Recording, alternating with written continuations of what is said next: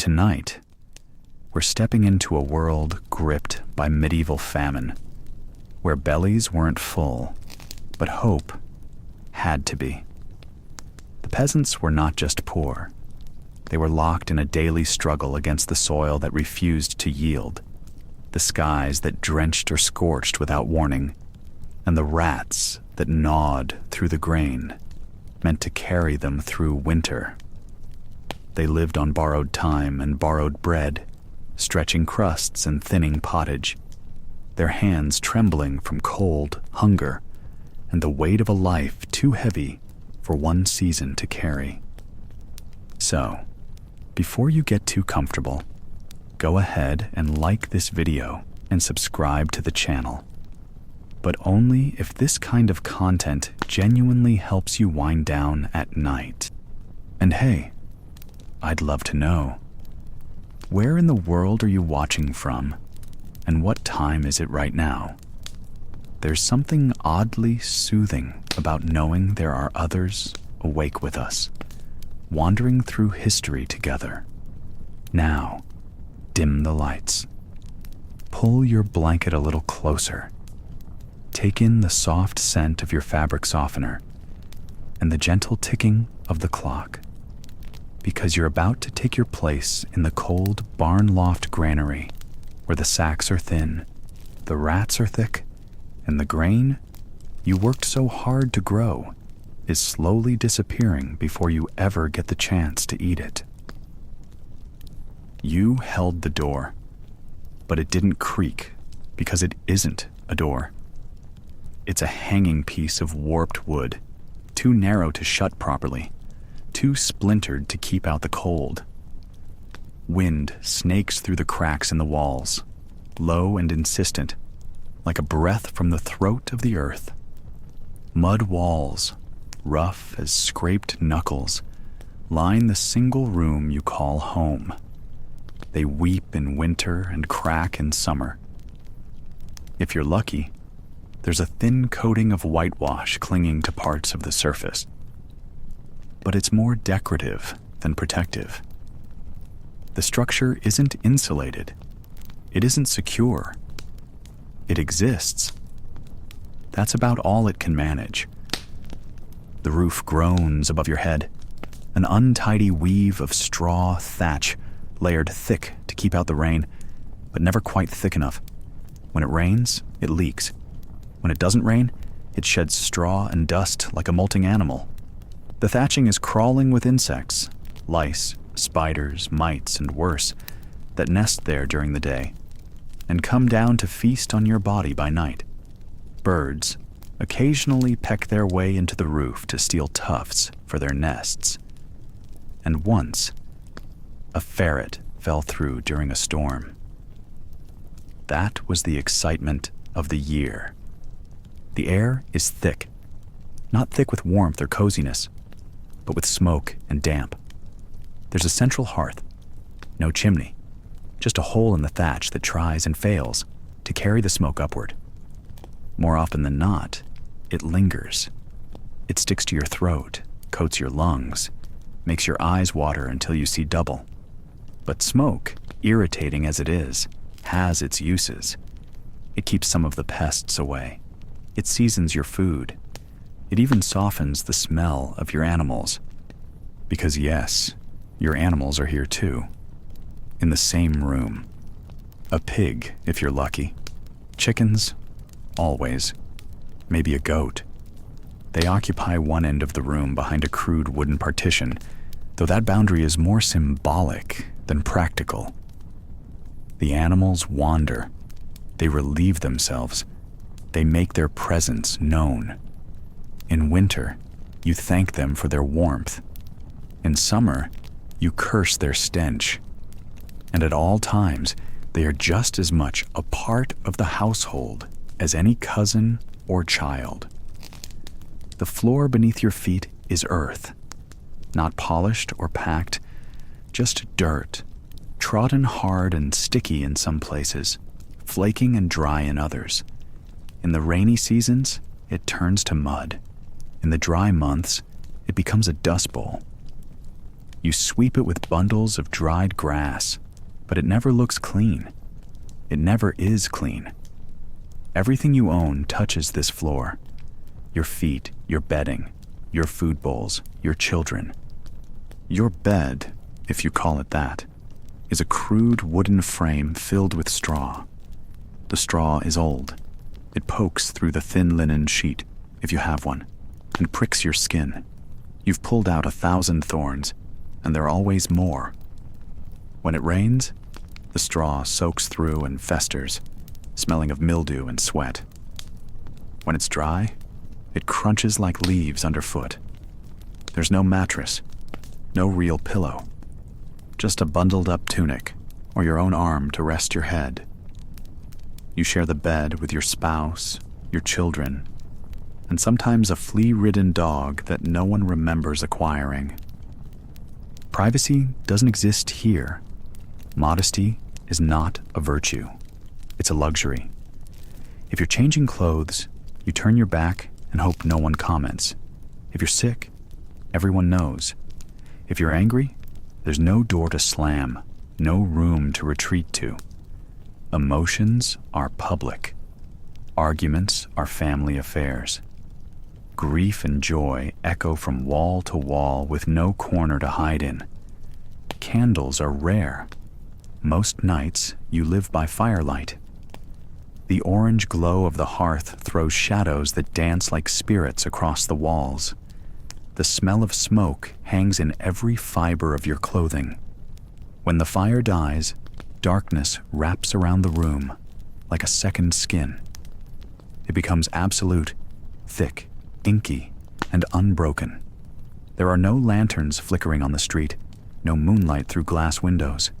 There are no glass windows, just small slits near the roof, stuffed with rags in winter and left open in summer to let in light, and flies. The sounds of the night are a lullaby of discomfort. Someone snores, someone coughs, a pig grunts, wind rattles the walls, and the timbers creak as though they might splinter into firewood by morning. Your joints ache. The damp settles into your bones. You're 25, and your spine already feels ancient. You fall asleep stiff, and you wake up stiffer. And yet, there is rhythm, a kind of quiet heartbeat to this life. You wake at dawn to the sound of roosters and the stirring of livestock. You break your fast with whatever's left from the night before, a crust of coarse rye bread, if you're lucky. You work until your body fails, then rest for an hour before doing it again. Meals happen when the work allows, not when the appetite calls. Children learn early not to cry for more. Family life is slow, circular, and always in motion. The women grind grain, mend clothes, prepare food. The men tend the fields, fix tools, build fences. The children chase chickens, haul water, and do whatever chores their parents shout at them to do. You talk little, because talking wastes time. But at night, when the work is done and the fire is low, there might be a story, a song, a whispered prayer. Some moments feel almost tender, but they're fragile. They vanish with the cold draft or the next illness or the sudden scream of a pig in labor. This home, this hut of wood and wattle and thatch, it shelters you, barely. It isn't comfortable. It isn't safe. But it's yours. It has always been yours. Your parents slept here, and their parents before them. It's not a place to thrive. It's a place to endure. And that, more than anything, defines life beneath the thatched roof. Not comfort, not even stability, just endurance. Quiet, shivering, breath-fogged endurance. One day at a time. One night beneath the rafters. One winter closer to the grave. And still, tomorrow comes. You wake up hungry. Not the kind of hunger that comes from skipping a meal or forgetting breakfast. No. This one coils in your belly like a snake, slow and steady, chewing at your insides with a dull patience. It's been days since you ate anything with substance. A thin pottage of barley husks and boiled nettles doesn't count. Your bones feel hollow. Your stomach speaks and groans louder than your voice ever dares to be. And the worst part? You know it's only going to get worse. The air outside is too wet, too cold for May. The skies have been sobbing for weeks, and the fields you planted with so much hope are now soft, soggy graves for your seeds. You step into the mud, and it doesn't squish. It sucks, pulls, as if the earth itself is starving too, and wants to swallow you whole. This is what hunger looks like before it becomes a famine. And in medieval Europe, famine didn't arrive with a bang. It slinked in slowly, through the clouds, through the wind, through your wheat.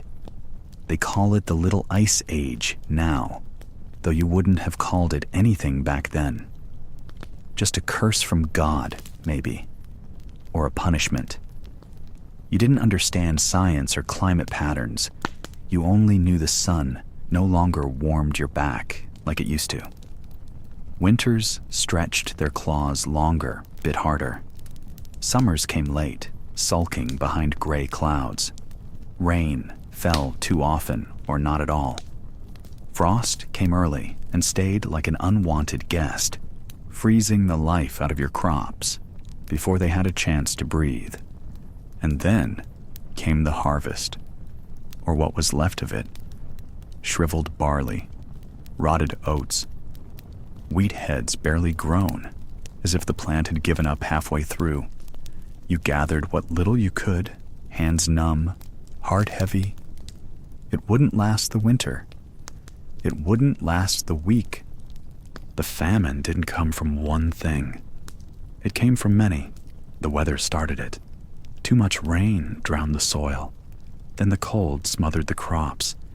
A single bad harvest was bad enough.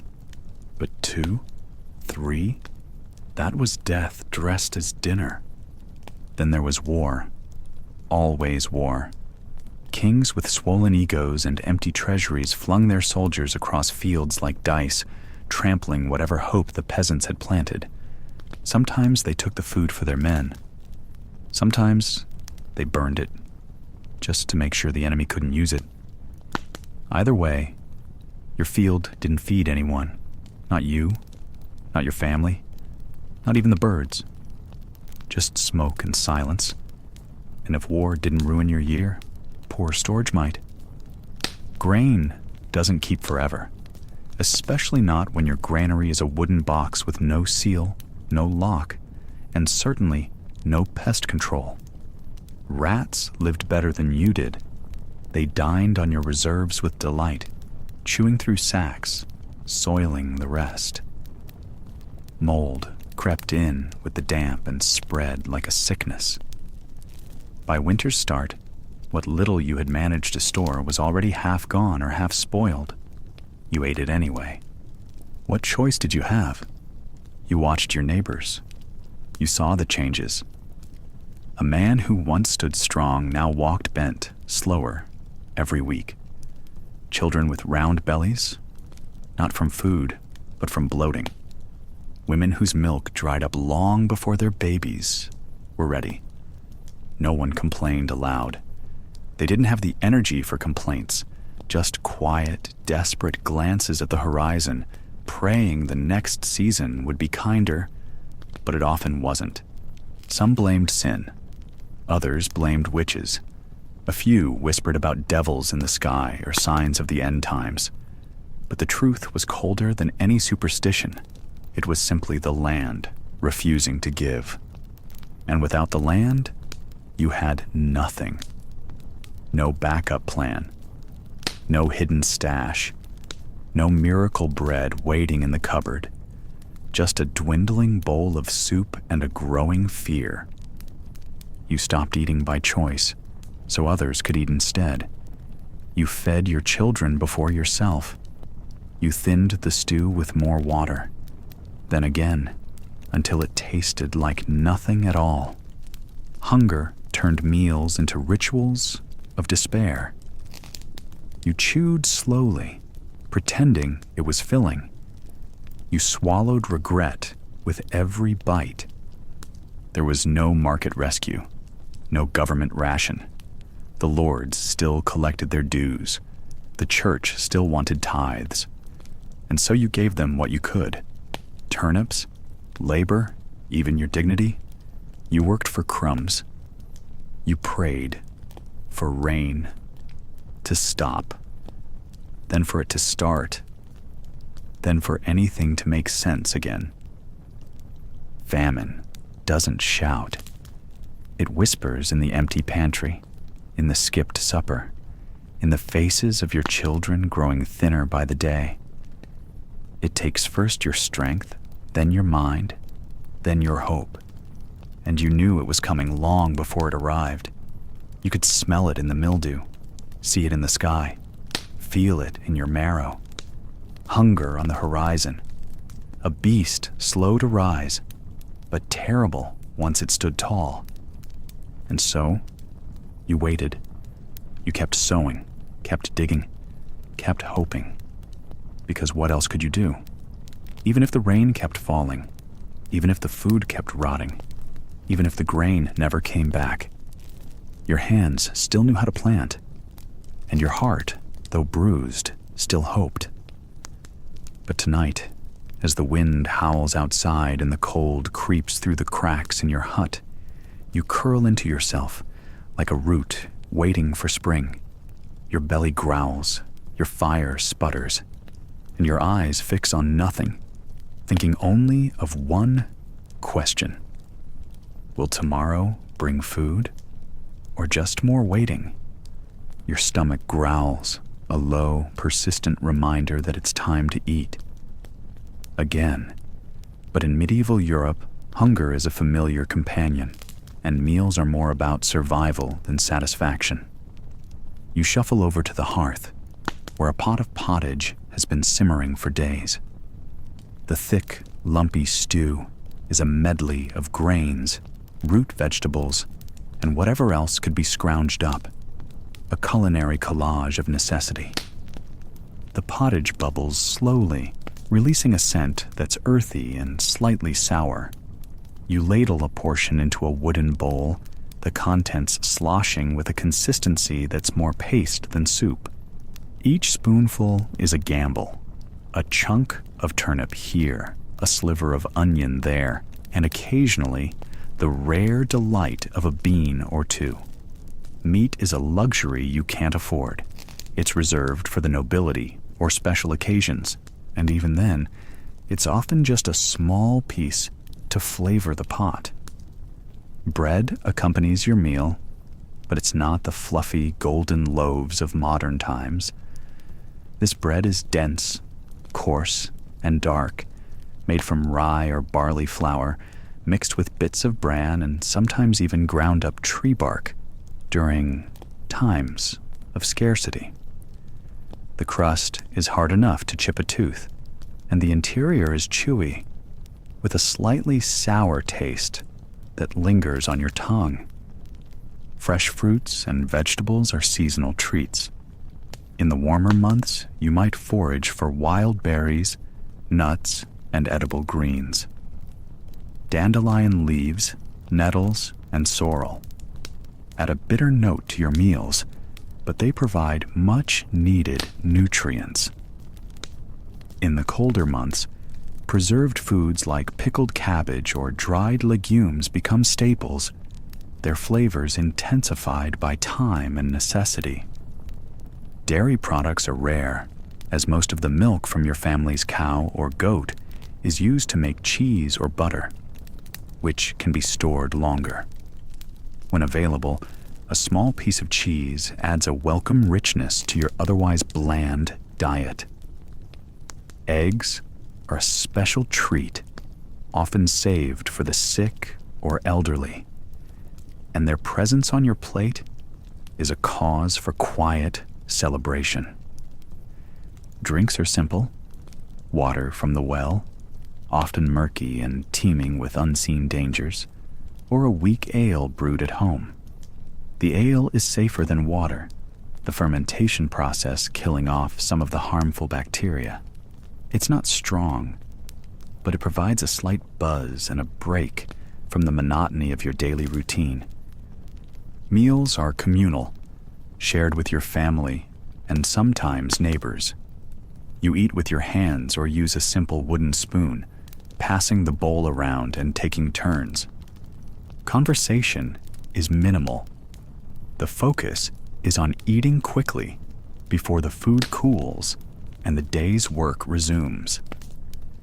Despite the simplicity and repetition, there's a certain comfort in the routine. The pottage, ever-changing yet always familiar, anchors your day. The act of gathering, preparing, and sharing food fosters a sense of community and resilience.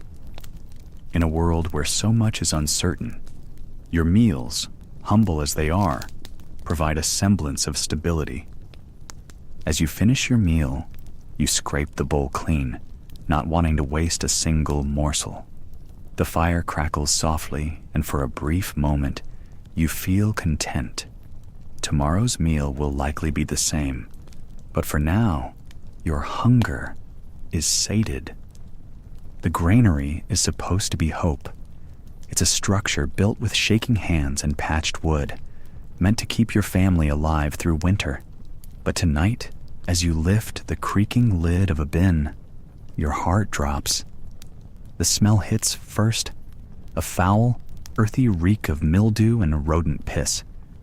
Then the sound, a scrabbling, twitchy chaos in the dark. You don't even need to see them. You already know. Rats. Again. You slam the lid shut, but it's too late. The grain is already ruined. The oats are soggy with mold, the wheat tinged black around the edges. Some kernels are gnawed to nothing. Others are covered in droppings. It's food, but not for you. It's for them. This is the hidden enemy of medieval hunger, the part they don't carve into woodcuts or sing about in the churchyard. Everyone talks about bad harvests and cold summers, about frost and too much rain. But even when the fields give you a good year, keeping that food alive is another war entirely. It's not just about growing it. It's about keeping it from rotting, molding, spoiling, crawling. Because the moment you stack sacks of grain in a wooden room with no glass windows and no real seal from the outside, every living thing smaller than your foot gets the same idea. Buffa, mice, weevils, fungus, moths, spiders, worms. The rats are the worst, big as cats, bold as knights, chewing through sacks, boards, even gnawing the edges of the storage bins just to get in. They don't even eat because they're starving. Sometimes they do it just to destroy. And once they get in, it's like rot multiplies. Mold blooms in soft gray beards on every surface. It clings to the barley like wool. It crawls up the walls. The damp air, thanks to the thatched roof dripping whenever it rains, keeps everything moist and perfectly disgusting. You try to shovel the bad bits out, toss them far from the house, but the smell lingers. The dampness lingers. And worst of all, the fear lingers. Because if that grain goes bad, if the winter turns long, if the frost keeps coming into April, you're not just hungry, you're doomed. There's no plan B. There's no store, no merchant caravan rolling through town with discounted flour. That granary is the bank account, the pantry, and the emergency stash all rolled into one. And if pests take it, they don't just steal dinner. They steal survival. There are tricks, of course. Hang dried herbs to keep away the weevils. Store barley in clay pots lined with ashes. Stack the sacks on raised boards so the mice can't reach them. Or so you hope.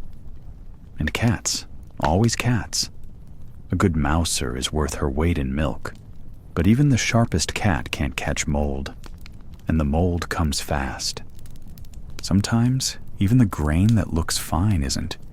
You grind it, bake it, eat it, and hours later, your stomach twists like a serpent's coil. That bread you just ate? It had ergot, a fungus that grows on rye in damp granaries. You don't know that word, but you know what it does. You call it St. Anthony's fire. It burns your limbs from the inside. It makes your fingers curl like dead leaves. It makes your neighbors scream in their sleep and wake up with blackened feet. So you learn to inspect everything. You sniff the flour before you bake it. You pick the grains apart, feeling for dampness. You pray over the bins like they're sick children, because in a way, they're sick. And if they die, you follow. That's how it works. One rotten harvest can break a village. One moldy granary can end a family line. And it's not just your home. Every village has the same problem. The church granaries, same smell, same rats. The Lord's storehouse, bigger doors, fancier locks, but still the same damp. Spoilage doesn't care how noble your blood is.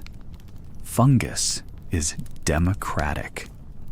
In the deepest part of winter, when snow clogs the roads and the cows cough in their stalls, everyone becomes obsessed with the grain. You check it daily. You ration it by handfuls. You argue with your neighbor about who took too much. You dream of it, golden and clean and whole, pouring through your fingers like safety. But in reality, it's darker, wetter, not quite enough. Sometimes, in a desperate moment, you eat the spoiled bits anyway. You scrape off the mold, toss the rat-chewed pieces, and boil what's left. Maybe the fire will kill whatever was growing in it. Maybe not. But hunger doesn't leave room for caution. You tell yourself it's fine. It's food. But your body knows better. Your stomach cramps. Your head spins. The children vomit in the straw. And the worst part? There's no one to blame. No thief stole your food. No army burned your field. You just lost the fight against time, weather, and tiny jaws. And still, you go back. You open the bin. You lift the sack. You run your fingers through what's left and hope somehow it's enough. Because that's what famine is. Not always a dramatic, fiery loss. Sometimes it's just a slow, quiet war against rot. A daily prayer over a bag of oats that smells slightly off. A fight you wage in silence, with shovels and sacks and straw, brooms and desperation. And in that silence, you learn the brutal truth of medieval hunger. Growing food was hard. Keeping it was harder. But what's even harder is that in your life as a peasant, there is no weekend and no rest.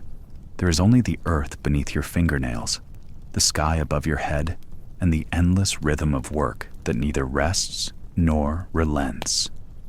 Your body is your tool. The land is your master. And the calendar?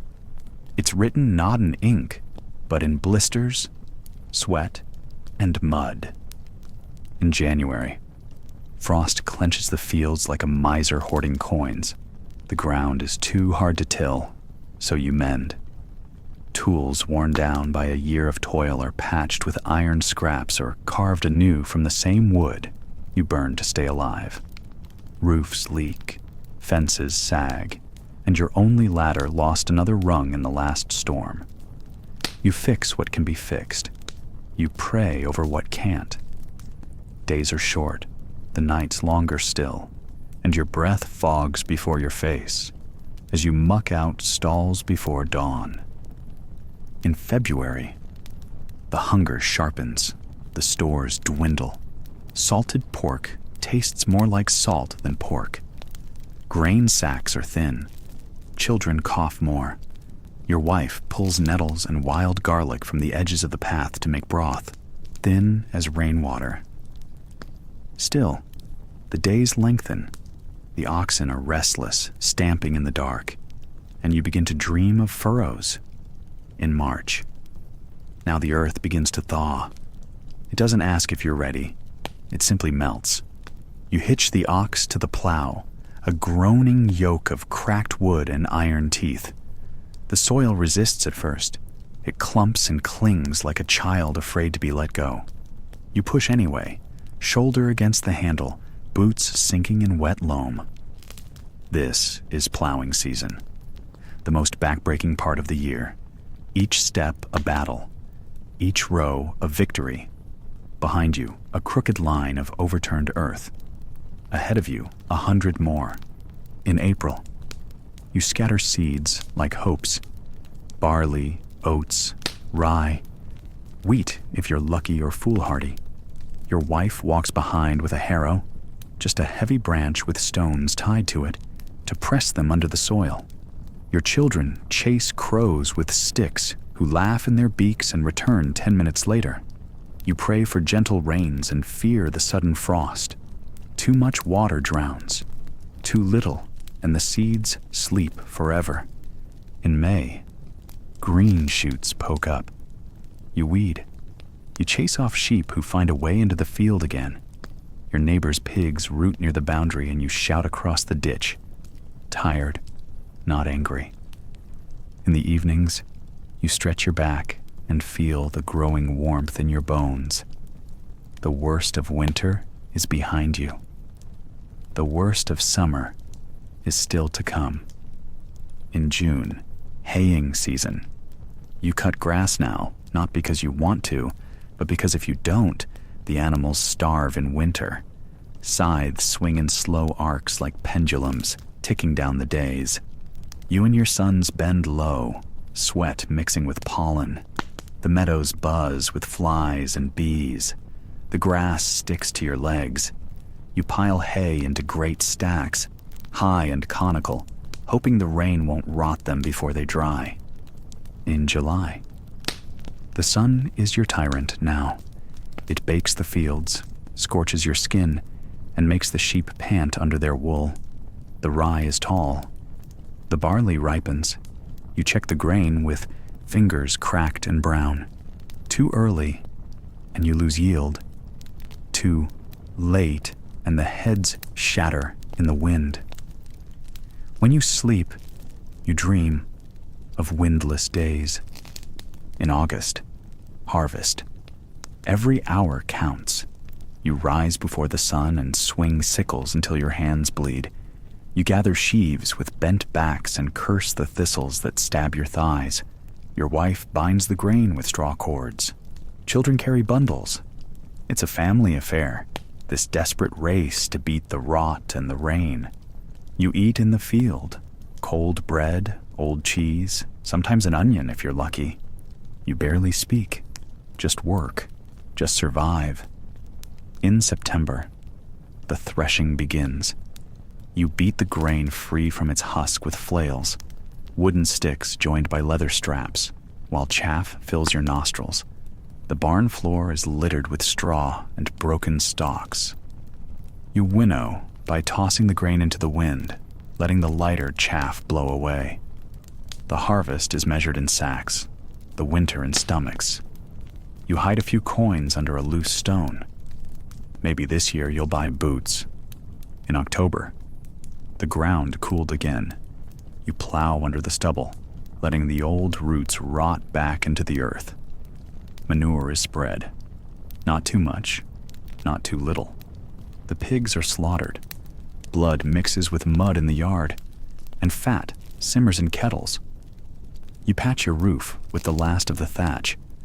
Nights come earlier. The wind smells like ice. In November, you pay your dues. Grain for the Lord, eggs for the priest, a chicken for the reeve. You resent it, but you bow anyway. Bread is baked. Salted meat hung in the rafters. Rats come more boldly now, scratching in the corners. You light no candles unless you must. Every wick costs. Every flame eats fat. You go to bed with the dark. In December, the frost returns. The fields sleep under frost-rimed grass. You don't. You fix the cart again. You weave baskets. You carve handles. Anything to keep your hands busy and your mind away from the hunger. Snow drifts in under the door. You tell stories to your children near the hearth, of summers past, of next year, of miracles. There is no rest, only rhythm. The calendar is not on your wall. It is your life. It tells you when to bend and when to swing, when to kneel and when to run. The fields speak, and you answer, always, because if you don't, the fields grow silent, and so do you. You wake up, and now your bed is now a damp pile of straw, soaked through from the relentless rain that has been falling for weeks.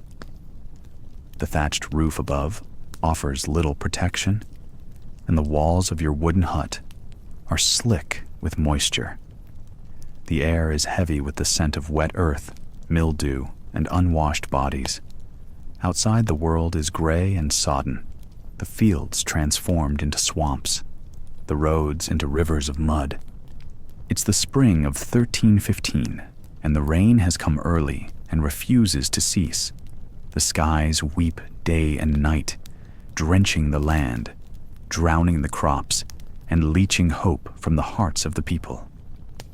The seeds sown with care and anticipation rot in the ground, unable to germinate in the waterlogged soil.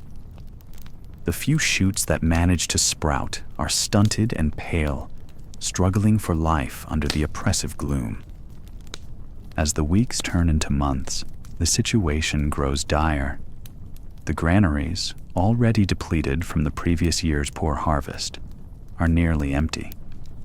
The price of food skyrockets, and the meager stores are hoarded by the wealthy and the church, leaving the peasants to fend for themselves. Bread, the staple of the medieval diet, becomes a luxury beyond the reach of most. People begin to eat whatever they can find: roots, leaves, bark, and even the flesh of their own animals. But the livestock are dying too, their fodder ruined by the incessant rain. The hay and straw meant to sustain them through the winter are moldy and inedible. The animals that do survive are slaughtered, their meat consumed quickly, as the high price of salt makes preservation nearly impossible. Hunger gnaws at your belly, a constant, insistent ache that never subsides. Your children cry themselves to sleep, their faces gaunt and eyes sunken.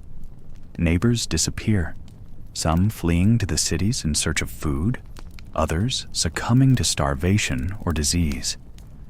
The dead are buried in shallow graves, if at all, as the living lack the strength to dig.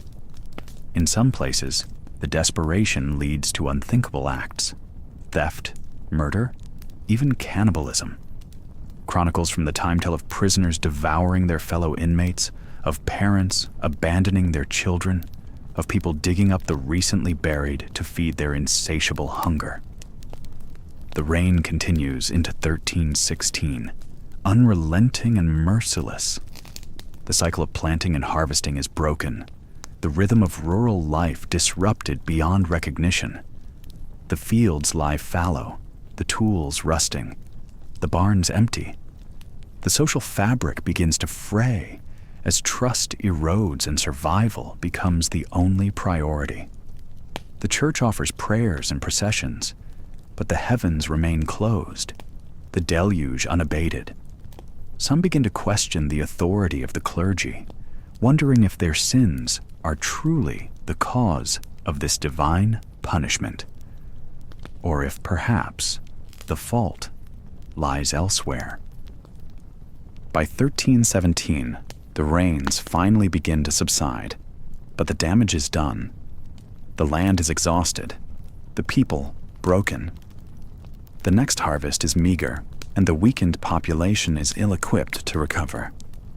Disease spreads rapidly among the malnourished, claiming even more lives. It will take years for the population to rebound, and the memory of the famine will linger for generations. The Great Famine of 1315 to 1317 was a turning point in medieval Europe, a stark reminder of the fragility of human existence in the face of nature's fury. It exposed the vulnerabilities of the feudal system, the limitations of the church, and the resilience of the human spirit. In the years to come, Europe would face even greater challenges, but the lessons of the famine would not be forgotten. As you sit by the dwindling fire, sharing a crust of bread with your family, you wonder what the future holds. The sky is finally clear, the stars visible once more. Perhaps tomorrow will bring a new dawn, a chance to rebuild and reclaim what was lost. But for now, you are grateful for this moment of peace, however fleeting, in a world that has known so much sorrow. Your stomach twists again, a dull ache that has become as familiar as the gray dawn creeping over the horizon. Hunger is a constant companion, but today it's sharper, colder. You reach out for your daily ration, a piece of hard, dry bread so tough it scrapes your gums, made from rye mixed with bits of barley and whatever else the miller could cobble together. It's dense, dark, sour, and crumbly. No butter, no honey, no fruit jam to soften the bite or sweeten the flavor. Just bread. And even that is often in short supply. This bread is your lifeline, the bulk of your diet, but it's a poor one. Medieval peasants survived largely on such bread, with a thick stew called pottage, usually made of boiled roots, dried beans, and sometimes wilted cabbage or leeks. Meat was a luxury reserved for the lords and their guests, appearing in peasant diets only on rare feast days or as scavenged scraps. Dairy was scant and irregular, often spoiled before it could be consumed. This lack of variety wasn't just unpleasant, it was dangerous. It meant you were missing the building blocks your body desperately needed: protein to repair muscles, calcium to strengthen bones, vitamins to keep infections at bay. The result? Bodies that grew up stunted and fragile. Your height, for example, isn't just genetic. It's a record of your diet, your hardships, and your childhood illnesses. Most peasants never grew taller than 4.5 feet. Your bones were thin, brittle, and prone to breaks and deformities because they lacked calcium and vitamin D, both crucial for healthy growth. A broken arm or leg might never heal quite right, making it harder to work the fields or tend to livestock, both essential for survival. Children were hit the hardest by this malnutrition. During their growing years, if their diet was poor, their bodies simply couldn't keep up with their peers in more prosperous regions or classes. Many never reached adulthood. Those who did bore the marks of constant hunger: bowed legs, swollen bellies from parasites or scurvy, and faces pale from anemia. Their joints often ached as if they were much older, despite being barely out of their teens. These aches came from early onset arthritis, caused not just by years of hard labor, but by a body starved of the nutrients needed to repair worn cartilage and bone. Even adults weren't spared. Your knees crack like old wooden floorboards when you stand, the cartilage worn thin from years of working the rocky fields without rest. The constant pounding of your feet on uneven ground, The repetitive motions of planting, harvesting, and carrying heavy loads, all combined with poor nutrition, accelerate the wear and tear on your body. Your back aches as if it carries a weight heavier than your small frame can manage. The ache isn't just from work. It's your bones and joints protesting the lack of nourishment. Worse still, your teeth betray you. Without vitamins and minerals, your teeth decay rapidly. Cavities become common, and infections follow. There's no dentist to pull a rotten tooth, no medicine to ease the pain. Tooth loss is almost guaranteed, which makes eating your already meager meals even harder. The resulting infections sometimes spread, causing fevers, and in the worst cases, death. It's no wonder medieval skeletons often show signs of dental disease. The Great Famine from 1315 to 1317, a grim chapter in medieval history, didn't help. For 3 brutal years, bad weather wiped out crops across northern Europe. Rain soaked the fields just as seedlings sprouted, washing away seeds and drowning plants. Winters were colder, summers cooler, and the harvests failed. The famine drove an already fragile population to the brink. Starving peasants scavenged for anything edible. Tree bark boiled into a thin soup, acorns ground into flour, weeds and hedge herbs that only barely kept hunger at bay.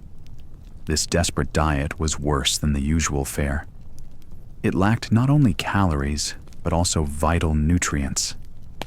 You lived in a constant state of weakness, your body stripped of reserves and unable to fight off even the simplest infections. Your immune system, starved of vitamins A and C, vitamin D, and protein, faltered. Colds turned to pneumonia, wounds turned septic, fevers swept through villages and left many dead.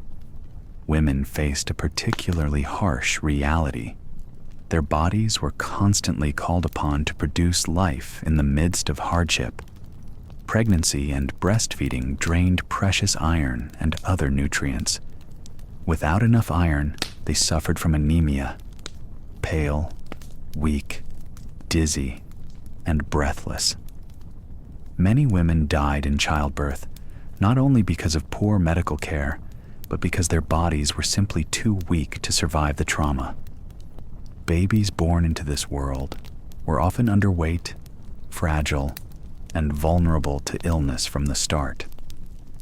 The cycle of malnutrition was cruel and self-perpetuating. Your muscles, too, have withered. Without enough protein, muscle tissue breaks down. You feel weaker each day, less able to lift your tools or carry the harvest back to the village. Fatigue is constant. Your energy reserves barely enough to complete even the simplest tasks. Your skin is dry, cracked, and pale, an outward sign of the famine within. This malnutrition isn't a sudden condition. It creeps in slowly, day by day.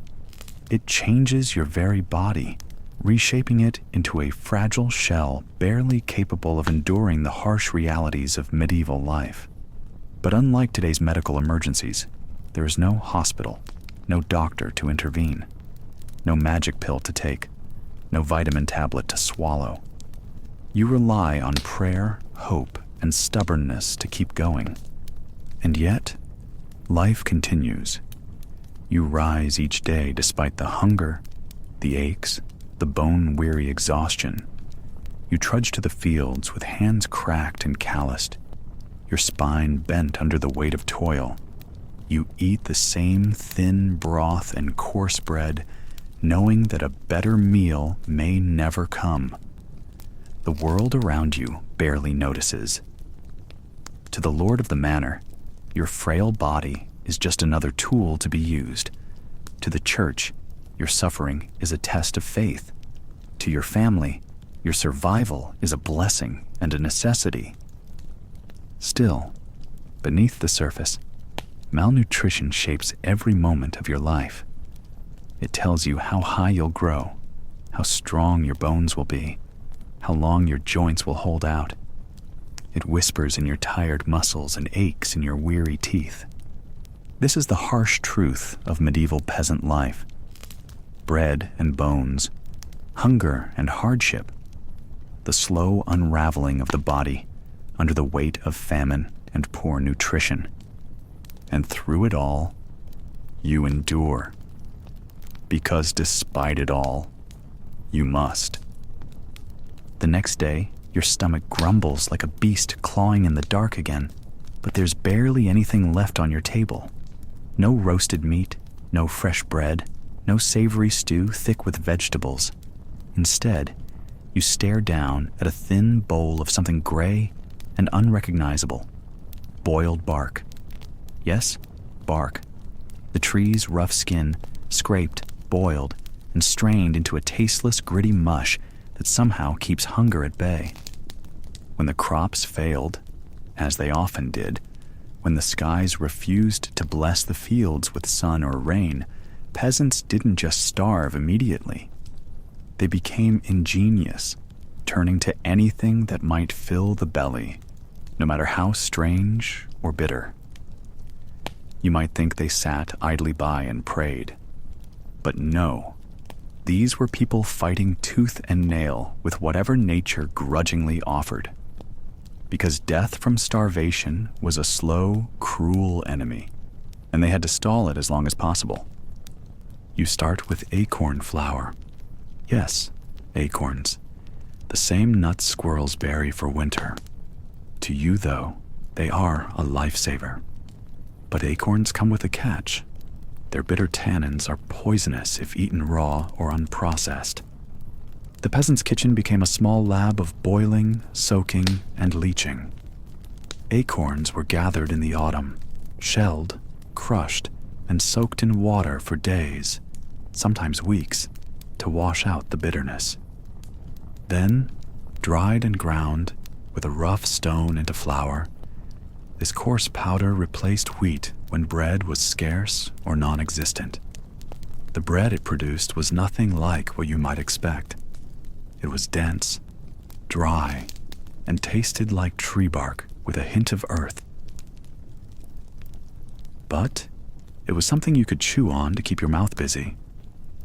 Sometimes peasants mixed the acorn flour with tiny bits of barley or rye if they had it, making a pale, crusty flatbread that barely filled the stomach but at least kept the grinding hunger at bay. If you ever smelled the cooking fires of a famine-stricken village, you'd catch a hint of hedge herbs, wild plants gathered from the edges of fields and roads. Nettles, dandelion leaves, chickweed, and ground ivy became your vegetables. They weren't tasty, and often they were fibrous and bitter, but they added a crumb of nutrition where none would otherwise exist. People boiled these weeds into watery broths or mixed them into pottage, that ever-present medieval stew that was part mystery, part medicine. Speaking of pottage, during famine, it was no longer the comforting mix of grains and vegetables. Instead, it was watered down, simmered for hours until the color faded, and flavored with whatever scraps of herbs or roots could be pried from the soil. Sometimes peasants dug up wild onions or wild garlic to add a hint of flavor. Sometimes they added crushed dried mushrooms or bits of bark soaked in water to try to stretch their pots. The more pottage simmered, the more it smelled like a wet forest floor, thick and musty. Sometimes the bark wasn't from just any tree. In desperation, the inner bark of pine or birch was harvested, carefully peeled and boiled to create a bitter, spongy bread substitute. This practice, called bark bread, was a last resort, a sign things were truly dire. Peasants had to time the harvest right, taking just the inner bark and leaving the tree alive to survive another year. Too much stripping meant the tree died, a resource lost forever. Bark, bread, was full of fibers that made digestion difficult, but it was edible, and it kept some from collapsing into hopeless weakness. If you think the kitchen was the only place desperation showed, think again. The fields and woods were like a pantry in a survival game, but one you could only raid quietly and cautiously. Wild roots and tubers, often toxic if unprepared, were dug up and boiled for hours to leach out poisons. Chickweed and plantain leaves, usually ignored in better times, became prized greens. You learned which herbs to use to settle stomachs and which to avoid for fear of sickness.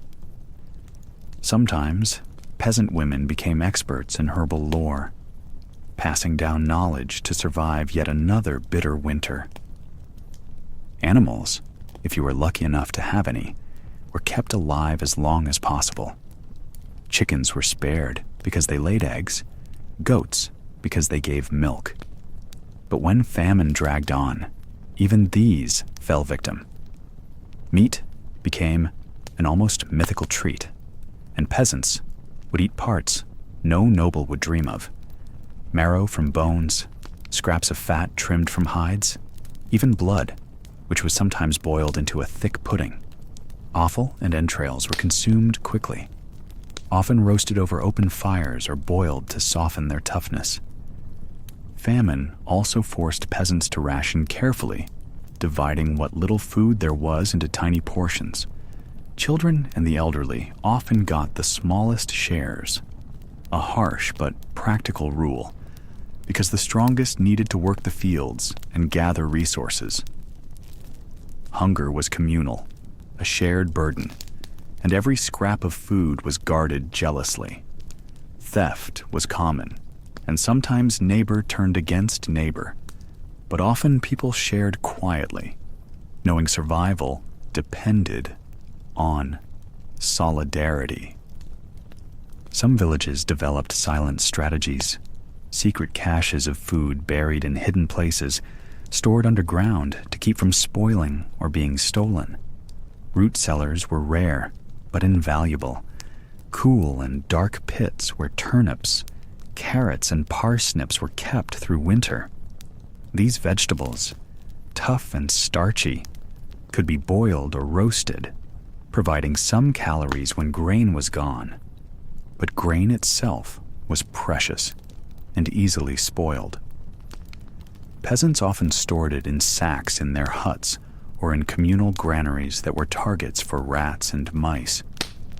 The tiny invaders could destroy months of careful harvest, and with no modern pest control, it was a constant battle. Mold and damp ruined much of what was stored, leaving less and less to eat. When the famine worsened, people even resorted to eating seeds normally reserved for planting, ensuring that fields could not be sown again. It was a brutal choice. Eat now and risk no harvest next year, or starve and pray for better seasons. This cycle of desperation repeated year after year, and the peasant's life was an endless balancing act between hunger, hard work, and hope. Imagine the mental toll, every meal a reminder of scarcity, every day a fight to stave off death. Hunger made people weak, dizzy, and desperate. It wasn't just the body that suffered, but the spirit. Famine brought fear, suspicion, and sometimes violence. But it also brought quiet resilience. In the face of starvation, peasants became resourceful, turning bark, weeds, and roots into food, grinding acorns into flour, and boiling whatever they could find into something resembling a meal. Your body is now bone-tired, aching from a day spent working the fields or grinding grain, but sleep is no gentle surrender in 1300. Going to bed back then, it means stepping into a world far from quiet or safe. The night is alive, not with the soft hum of modern comforts, but with the lurking threats of hunger, wild animals, wandering thieves, and the ever-present dread of something worse, death in the dark. Sleep for a medieval peasant isn't a private affair, tucked away in a cozy bedroom with a soft mattress. No, it's a communal event, a survival strategy, and a bitter necessity rolled into one. After the last flicker of candlelight fades, the village still buzzes with whispered prayers, creaking floorboards, and the uneasy shifting of bodies.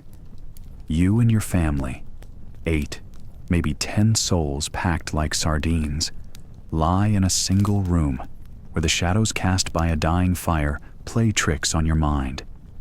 Your bed? Not a bed as you think of it, but a bundle of straw or hay spread on the cold dirt floor, piled thick with layers of grime and sweat from decades past. This is your fortress and your coffin. Nightfall comes with its own routine, a ritual marked by the tolling of the church bell.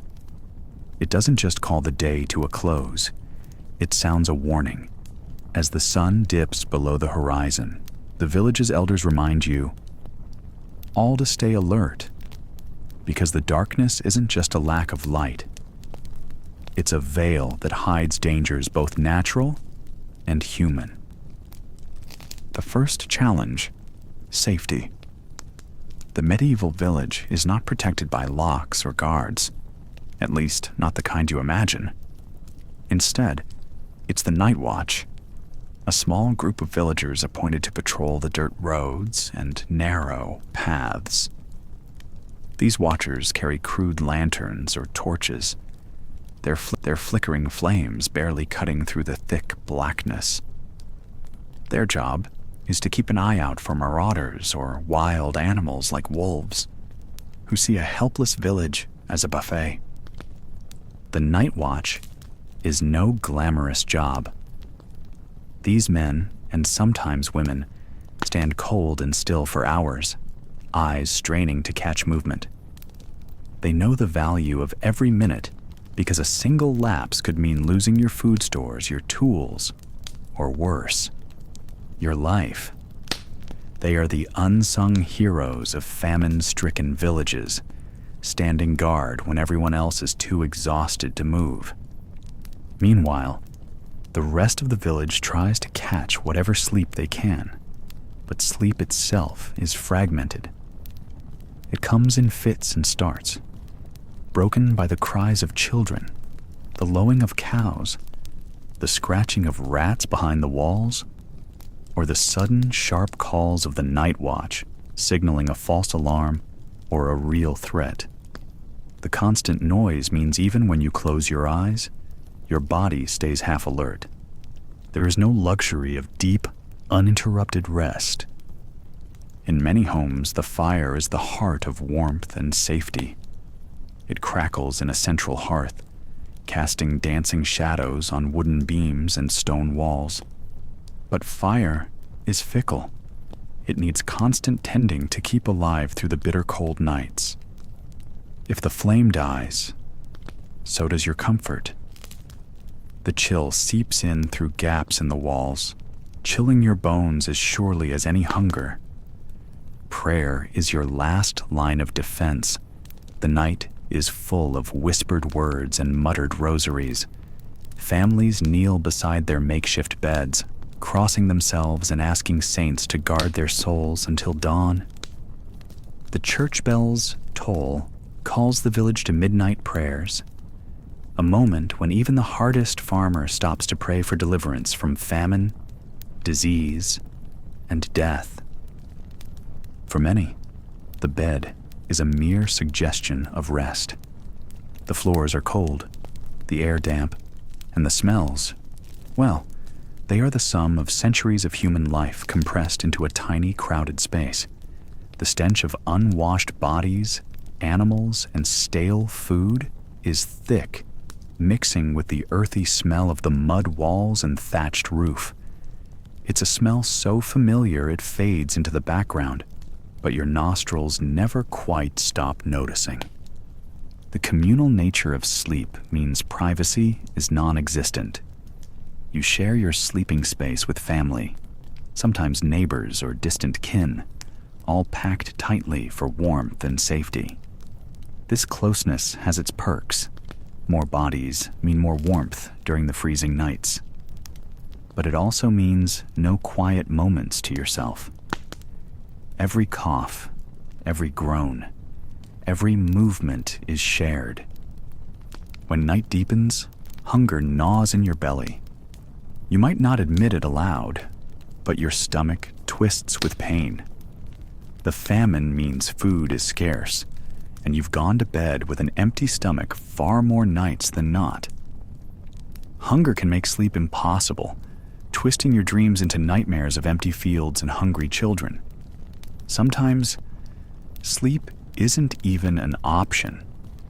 During the worst times of famine or raids, the village might call for all able-bodied people to keep watch. You don't get to close your eyes when your neighbors' lives depend on your vigilance.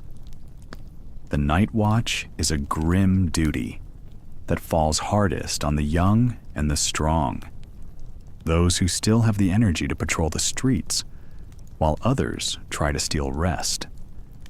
The night watchers carry a heavy burden. Their shifts are long and cold.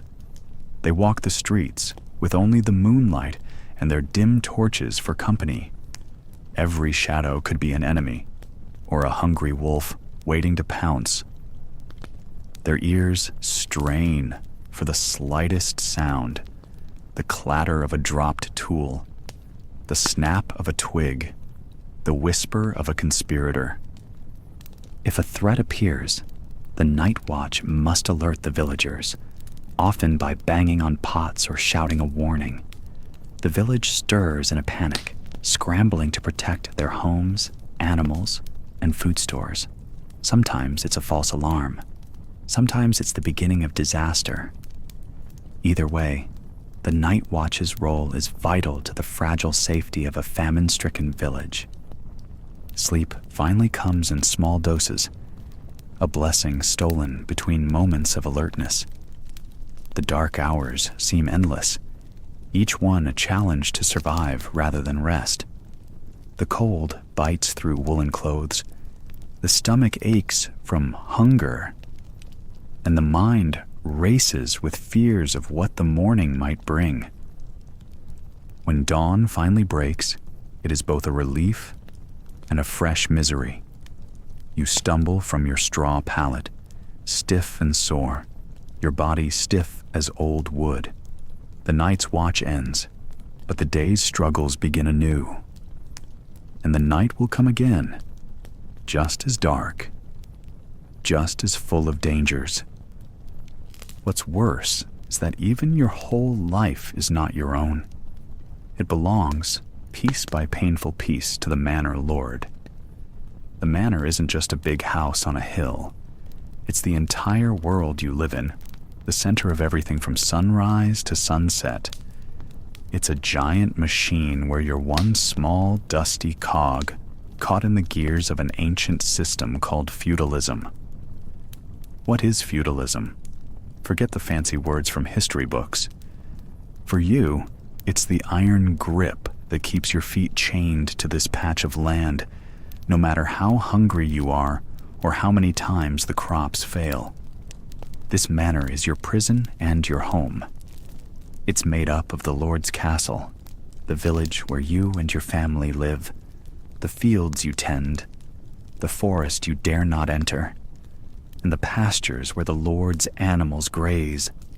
Everything revolves around the Lord, sometimes called the Baron, sometimes the Earl, who owns this land and every soul on it, at least in his eyes. He's the top dog, the one who makes the rules, collects the taxes, and decides how you live and die. You and the other peasants, sometimes called serfs, are tied to this manor like knots in a net, You don't own your house or your plot of land. You rent it from the Lord. And rent is a word that barely covers the endless stream of dues, services, and fees you owe him. It's not just money. It's sweat, blood, and bone. Every day, you owe the Lord labor. Hours spent plowing his fields, fixing his fences, carrying his firewood. This is called the corvée, a forced work tax, not a choice. Miss a day, and trouble comes quick. But the Lord is not alone in this. Above him is the king, and below him are his vassals, other nobles who swear loyalty to him, promising soldiers and taxes in return for land. This pyramid is the spine of medieval society, but at the bottom, it's you, the peasant, tied to the earth by invisible chains made of customs and laws.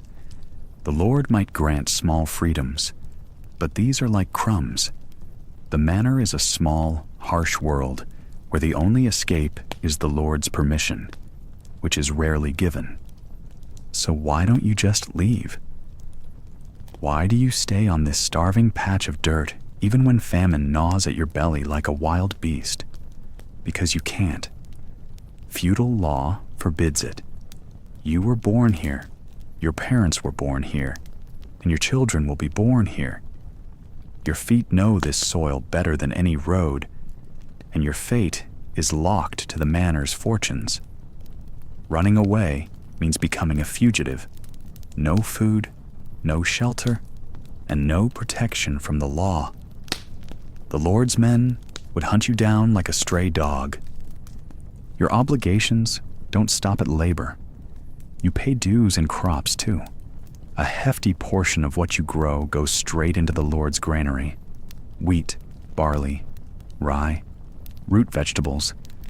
These are not yours. You keep just enough to survive, if you're lucky. The rest fills the Lord's storerooms or gets sold at market to fill his coffers.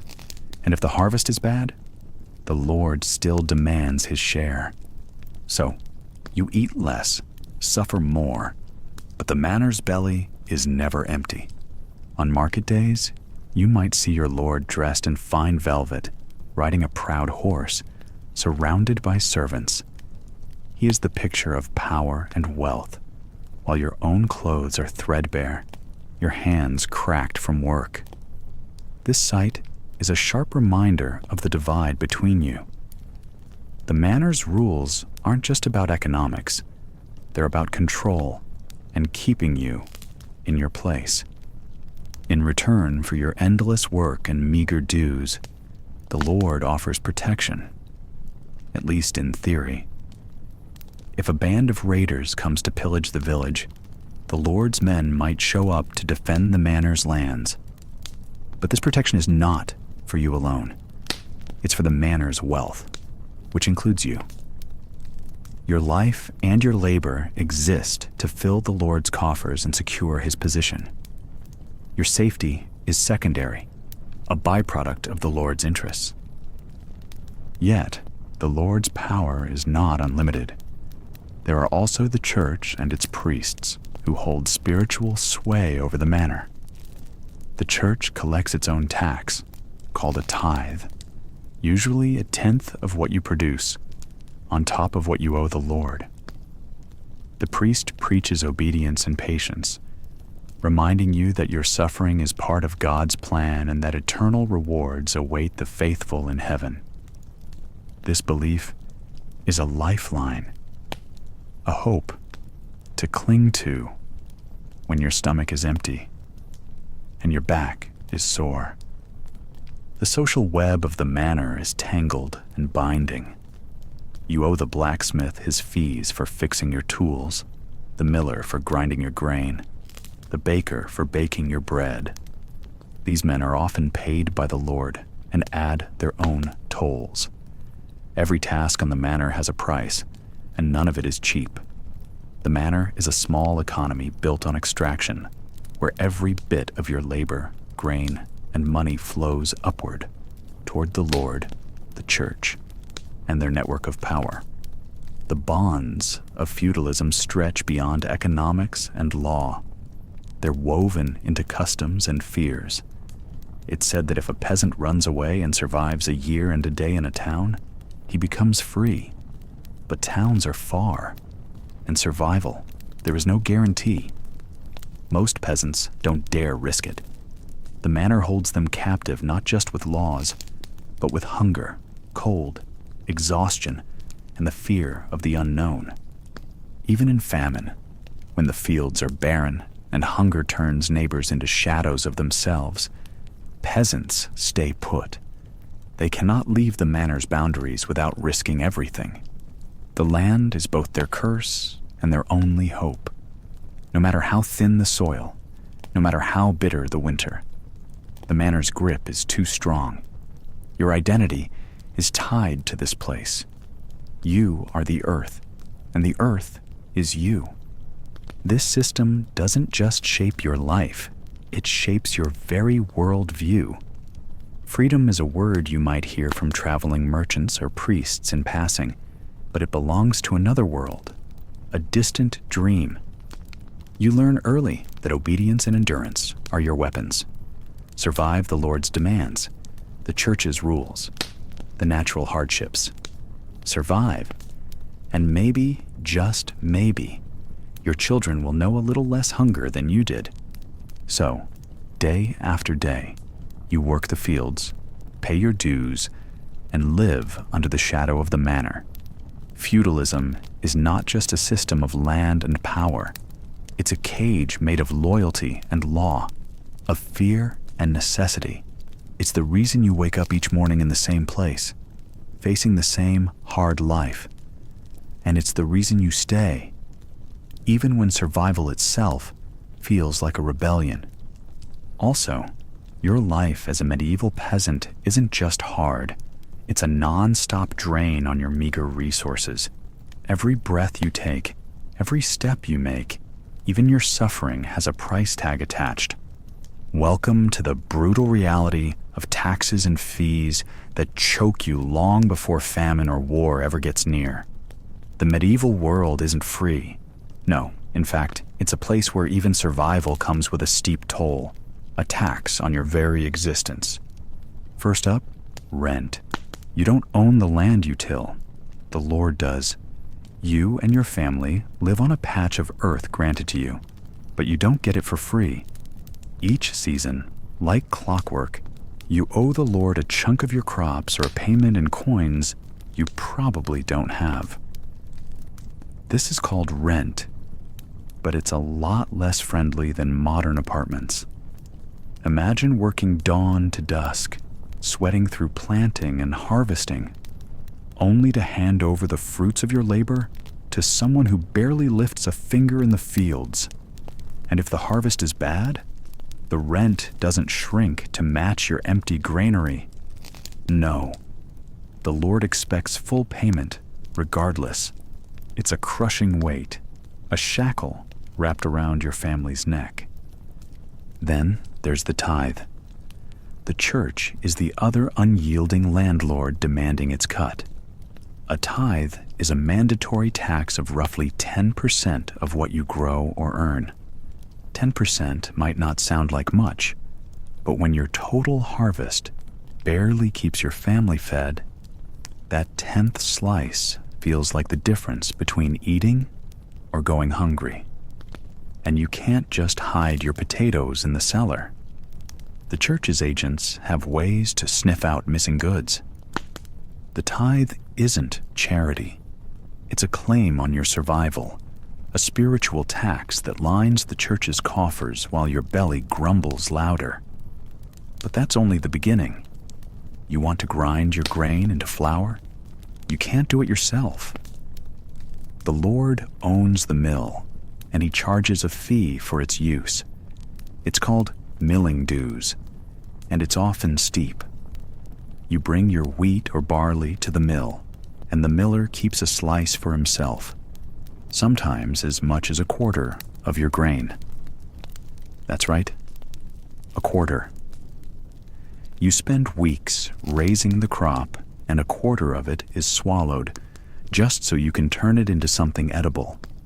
And if the mill breaks down or is busy, you might have to wait days, which means more spoilage or hunger. Ovens? Same story. You don't have one in your hut. You have to take your bread dough to the Lord's communal oven, a large stone oven heated by wood that someone else controls. The oven fee is another toll, another slice of your hard-earned food vanishing before you even taste it. The oven master keeps part of your bread as payment. No bread without paying. But wait, there's more. Need to marry? Expect to pay a marriage fee. Want to leave the village to try your luck elsewhere? You better get the Lord's permission, and to pay a fee for that too, known as Harriet. If a family member dies, there's a death tax. If you want to inherit your father's land, you pay a relief fee to the Lord. Every big life event costs you, and there's no negotiating your way out. Even basic tools and animals come with strings. If you want to use the Lord's blacksmith or borrow his plow horse, you pay a rental fee. Want to fish in the Lord's river? That's another fee. Collect firewood in the forest. You better have a permit. And that means money or labor owed. The most brutal part? These taxes don't just strip your money. They leave you vulnerable. When famine hits, there's no safety net, no government handouts, no charity soup kitchens. The Lord wants his rent. The church wants its tithe. The miller wants his grain. The oven master wants his bread. Everyone wants their cut before you even get a crumb. This constant squeeze keeps peasants in a cycle of poverty that's almost impossible to break. When you owe so much, you can't save for a bad year. You can't invest in better tools or seed. You can barely keep your family clothed, let alone healthy. Every season, you're walking a tightrope, hoping to keep your footing long enough to feed your children another winter. And it gets worse. If you fail to pay, penalties are harsh. The Lord's men might seize your livestock, your tools, or even your home. You could be thrown into debtor's prison or forced into unpaid labor until your debts are settled. Sometimes peasants are driven off the land entirely, left to wander as the wandering poor, with nothing but the clothes on their backs. In many villages, the Lord's bailiff, the enforcer of these taxes, is a figure both feared and hated. He appears at harvest, demanding payment in full, no excuses, and because peasants often work together communally, if one family can't pay, everyone else is pressured to cover the shortfall. It's a grim social pressure, a debt collective that tightens the noose around the village's neck. And while the Lord and the church take their shares, peasants still have to manage their own tiny household economy. You barter, borrow, and scrape together what you can. Maybe you exchange eggs for a bit of salt, or trade firewood for a length of cloth. These trades happen under the ever-watchful eye of taxes and tithes. Each transaction another opportunity for a fee or a claim. But why so many taxes? Lords and the church need money to fund their lifestyles, armies, and grand buildings. But for peasants, it means that life itself is taxed. Your food, your marriage, your death, they all cost you in coins and labor, all beyond your control. Sometimes, you might think to avoid the Lord's land altogether. But free land is rare and dangerous. You risk being branded a vagabond or outlaw, hunted by the Lord's men. And even if you try to live off the forest, the Lord claims hunting rights and fines poachers harshly. The taxes weren't just financial, They were psychological chains. They reminded peasants daily that they were property, not people, cogs in a vast machine where survival was a luxury and freedom a dream. Every harvest taken, every tithe paid, every fee extracted chipped away at the peasant's hope. But still, peasants endured. They found small ways to resist, secretly sharing grain, hiding goods, or quietly poaching to feed their families. These acts of defiance were dangerous, but sometimes necessary for survival. So the cost of living poor in medieval Europe wasn't just hunger or cold. It was the weight of constant taxation, a relentless extraction that made every day a battle not just with nature, but with the very system built to keep peasants underfoot. In the end, the tax on survival was more than money. It was the cost of human dignity. And yet, even under this pressure, the medieval peasants' stubborn will to live and endure shines through history's shadows. Now, your feet crunch on hard-packed dirt as you make your way toward the village well. It's the same well every morning and evening, your lifeline and, at times, your curse. It's just a hole dug deep into the earth, lined with rough stones to keep it from collapsing, and a wooden bucket dangling from a frayed rope. No fancy pumps here, no clean faucets, just this open hole filled with water that smells faintly of earth and something else you can't quite place. The villagers gather around it daily, all of you needing that water for cooking, washing, drinking, and whatever else can't wait. The well is the heart of your community, but it's also a silent enemy. It doesn't announce its dangers, it's just there, gleaming in the sunlight, as innocent as any other part of your village. But that water, the same water, shared by everyone, carries stories of sickness you dare not speak aloud. The water is not pure. It's a cocktail brewed from centuries of neglect, waste, and desperation. You watch your neighbors lower their buckets. Some get the water clean enough to drink, others don't. Some fill pots for the family stew, and others splash it over their hands and faces, hoping the coolness will ease the ache of the day. What you don't see is what's swimming in that water. Tiny, invisible enemies that will gnaw at your insides, twisting your belly into knots or making you so weak you can barely stand. It's hard to imagine that the very thing meant to sustain you could be the thing that slowly kills you. But here, in this medieval village, disease rides on water like a hidden passenger.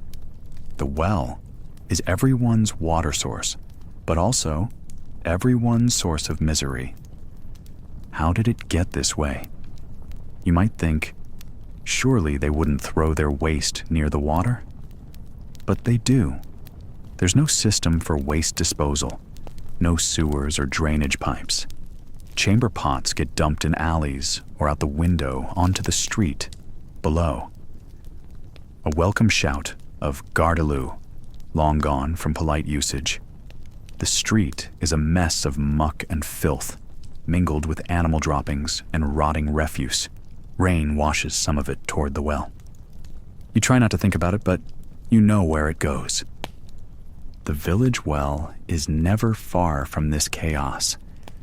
It's like living next to a shallow grave of your own making. Contamination happens quietly and relentlessly. Everyone depends on this water. Babies drink it, elderly people sip it, pregnant women wash with it. You do your best to filter it, maybe pouring it through a cloth, or letting it sit to settle some of the grime. But nothing stops the invisible horrors, bacteria, parasites, and all the nastiness that makes your belly cramp your skin break out, or your body heat soar with fever.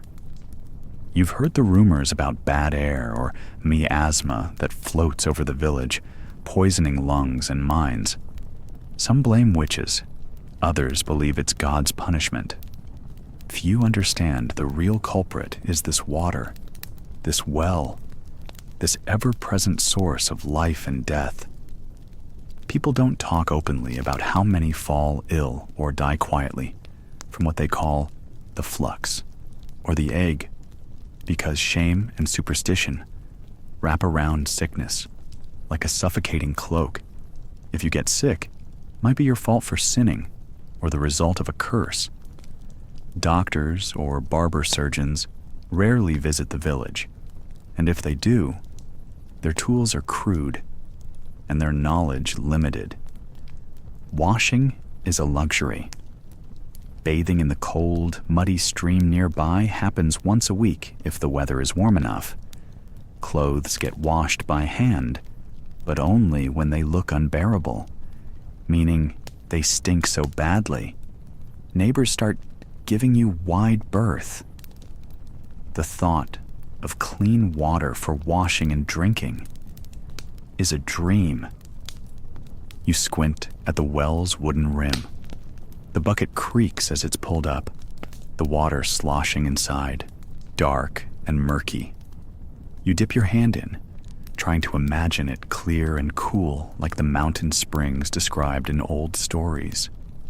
Instead, you feel the cold and grit. Maybe it's better to wait until the water settles, or to boil it first, but firewood is precious, and you can't waste it on water.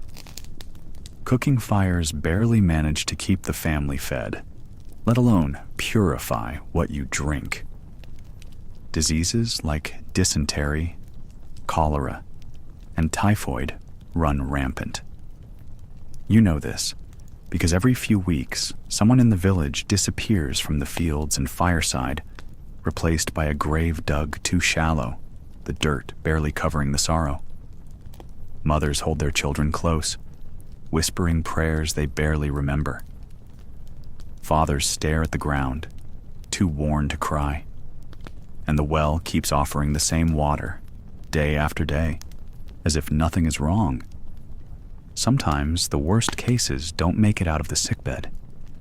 There's no medicine or hospital, just a corner of the hut piled with rags and straw where the sick lie, moaning or silent.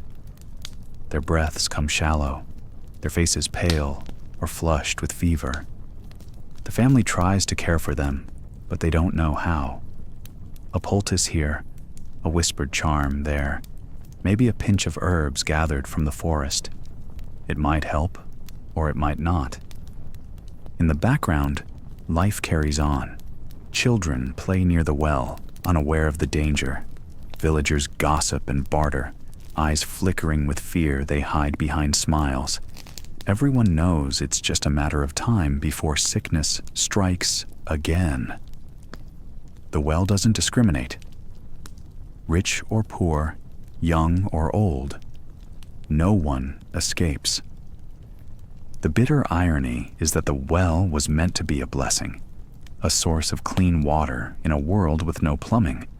But with no proper sanitation and crowded living conditions, the well becomes a shared hazard, a slow poison. You wonder if things could be different. If only the waste was kept far away, if the streets weren't rivers of filth, if people washed hands and containers more often. But survival is a constant fight. Cleanliness costs time, effort, and resources that you can't spare.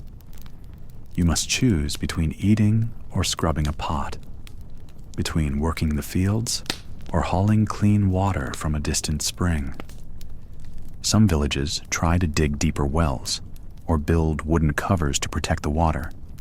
Others leave the well unused and risk walking miles to find cleaner springs in the hills. But most, like your village, settle for what they have. The well is a place of gathering and gossip, of fleeting respite and constant risk. You lower your bucket again, careful not to let it touch the walls where green slime creeps. The water comes up slow, heavy with earth, and who knows what else. You clutch the rope, your hands calloused and dirty, your mind heavy with the knowledge that this water may sustain you, but it also threatens to destroy you. Still, you drink. Because what choice do you have? The village well is the silent witness to generations of suffering, hope, and survival. It holds the stories of those who came before you, their laughter, their tears, and their deaths all mixing in its murky depths. Your body aches like it's been trampled by a herd of wild cattle. A fever burns beneath your skin so hot you feel like the fire in the hearth has moved inside you. Your head pounds with a dull, relentless hammer and your stomach twists painfully, refusing anything but bitter bile. This is what illness means in medieval peasant life. No doctor's gentle hand, no clean sheets or soft pillows, just the slow, grinding misery of being sick when the world won't wait. Before the Black Death swept through and turned the world upside down, peasants already battled with constant sickness. Fevers that made your skin feel on fire. Dysentery that tore through your insides like a pack of wolves. Injuries from farm work, or worse, that festered without proper care. There was no medicine cabinet to open, no pharmacies, no quick fixes. Instead, you had a jumble of folk remedies, whispered charms, and prayers to saints that you clung to like lifelines in the dark. When you fell ill, your body became a battleground. The causes? No one really knew. Some blamed bad air, miasma, the foul breath of the earth after rain, or curses cast by jealous neighbors. Others thought sin had seeped into the body and brought disease as punishment. But whatever the reason, you were stuck with the pain and the fear. The village healer, often the wise woman who doubled as a midwife and herbalist, was your best hope. She didn't wear a white coat or carry shiny tools. Instead, she carried little bags of dried herbs and a memory packed with ancient knowledge passed down through generations. These healers knew a handful of plants could ease symptoms: a boiled root for fever, a poultice of crushed nettles, or comfrey to draw out infection. They made potions from willow bark, the distant cousin of modern aspirin, hoping to dull the pain. But these remedies were often hit or miss. Sometimes they soothed, sometimes they burned your skin or made you sicker. Medicine was as much guesswork as science. When you lay shivering in your straw mattress, your family might wrap you in warm blankets and feed you weak broths of onion or leeks, things that cost little but might help keep your strength. But many times, the simplest cure was the hardest. Rest. Rest in a world where every day demanded your strength was a luxury few could afford. The fields didn't wait for your fever to break, nor did the animals tend themselves. You were often left to fight your illness alone or with the barest care from your family. If the sickness grew worse, some peasants turned to faith. They prayed to saints, hoping for miracles. St. Roch was especially popular, he who was said to have healed plague victims and bore a cruel sore himself. They lit candles made from tallow, the cheap, smoky kind, and muttered prayers that twisted into the damp air. Holy relics were carried through villages, and priests sprinkled holy water on the sick, hoping to chase away demons, thought to cause disease. Healing through prayer was as real to peasants as any herb or bandage. Charms and amulets were another line of defense. Tiny crosses carved from bone or wood hung around necks, believed to protect against evil spirits. Some carried bits of saints' bones or pieces of cloth blessed by the church. Others wrote prayers on scraps of parchment and pinned them to their clothing. These charms were a mix of superstition and hope, a way to feel some control in a world that otherwise felt cruel and random. The church played a complicated role. It was both a source of comfort and fear. Priests preached that illness could be a test from God or a punishment for sin. So while many found solace in faith, there was also guilt. Was your sickness because you'd sinned? Had you been too proud, too greedy, or simply not pious enough? That question hung over every cough and feverish shiver. Illness was not just physical suffering, but a spiritual trial. Injuries, too, were common and dangerous. A simple cut from a farming tool or a fall from a cart could become a death sentence if infection set in. Without antibiotics, wounds often festered and turned black, with gangrene. The healer's best option was to clean the wound with wine or vinegar, wrap it in cloth, and hope for the best. Amputation was rare, but sometimes necessary, a brutal, terrifying choice that few could survive. Painkillers. Forget it. Maybe some strong ale or herbs like mandrake, but nothing that truly numbed the agony. Children were especially vulnerable. Their tiny bodies couldn't always fight off the relentless illnesses that swept through villages. Fevers, measles, whooping cough. These were killers that struck without mercy. Mothers would cradle their sick babies, whispering prayers and rubbing their foreheads with cool water, powerless but desperate. Every lost child was a heartbreak the village carried silently. Then there were the mysterious diseases no one could explain. Fevers that lasted weeks, boils that erupted on the skin, coughing that rattled the chest. Sometimes the healer's remedies worked. Often they didn't. You watched as neighbors wasted away, their bodies turning thin and pale, their eyes glassy.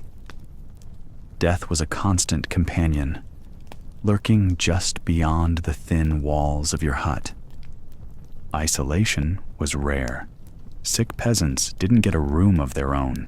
Their families cared for them in the one-room hut, sharing the same space with animals, pests, and filth. This closeness spread disease easily, turning one sick person into many. Quarantine wasn't a word you knew, only the cold reality of more bodies falling ill.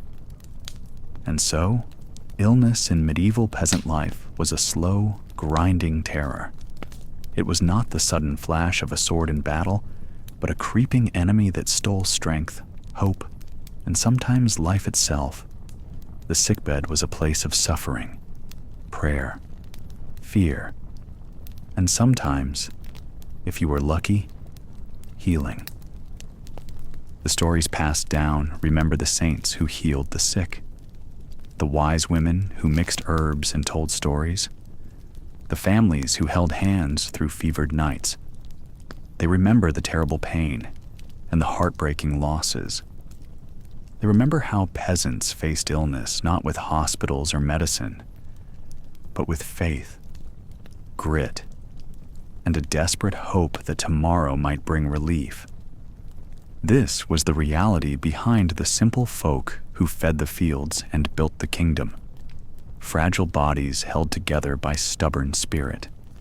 When sickness came, they fought with whatever they had: a handful of herbs, a whispered prayer, a worn charm, and the unyielding will to survive one more day. Now, your breath hangs in the cold morning air like a thin, ghostly ribbon, fading before it can warm your frozen cheeks. The sky is a dull gray, a low-hanging blanket of cloud that seems to press down on the world. The sun, if it ever shows, is a pale, weak thing, barely more than a rumor behind the mist. It's a day without sun, just like countless others this bitter season, and the cold seeps into your bones deeper than any winter before. Welcome to the Little Ice Age, a relentless chapter in medieval life where the climate turned traitor and the weather betrayed the fields, the animals, and every last hope of a good harvest. For decades now, the seasons have shifted. Winters stretch longer, colder, and crueler. The springs are wetter, soggier. The earth sodden and unworkable for weeks on end. You watch the sky in fear, not because of dragons or invading armies, but because the clouds hold the power to kill or feed your family.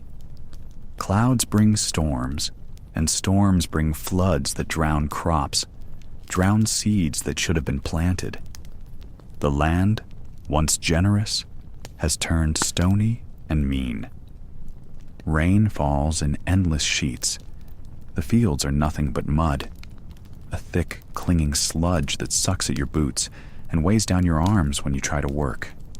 Your fingers, numb from cold and wet, struggle to grasp the hoe or pitchfork. The soil is too cold for the seeds to sprout, or when they do, a sudden frost wipes them out overnight, a quiet killer that leaves no mercy in its wake. Every morning, you step outside hoping to see signs of life, but often you find only the brittle skeletons of plants, shattered by frost or drowned beneath puddles that gleam under the gray sky. You know the stories. How the rivers once ran clear and lively. How the summers used to blaze warm and golden with long days that let the grain ripen in peace. But now, the rivers run swollen and sluggish, flooding the lowlands with water that carries away topsoil, washing away your future along with it. The sun is a stranger here, often hiding behind a veil of clouds so thick you swear it has vanished forever. A day without sun becomes a week, then a month, then a year that feels like a curse. And it's not just the cold and rain. The wind cuts like a blade, a relentless force that howls through the skeletal trees and across barren fields. It tears at your thin wool cloak, driving cold through the patched layers of your clothing. Your skin cracks, your lips bleed, and the chill clings to your lungs as you breathe, making every task a battle against nature itself. The animals suffer too. Your cows and goats, normally the heart of the farm, are thin and weak from lack of grass and hay. The fields where the sheep once grazed are now mud and moss. Chickens huddle in corners, feathers ruffled and eyes dull, barely laying enough eggs to keep your family fed.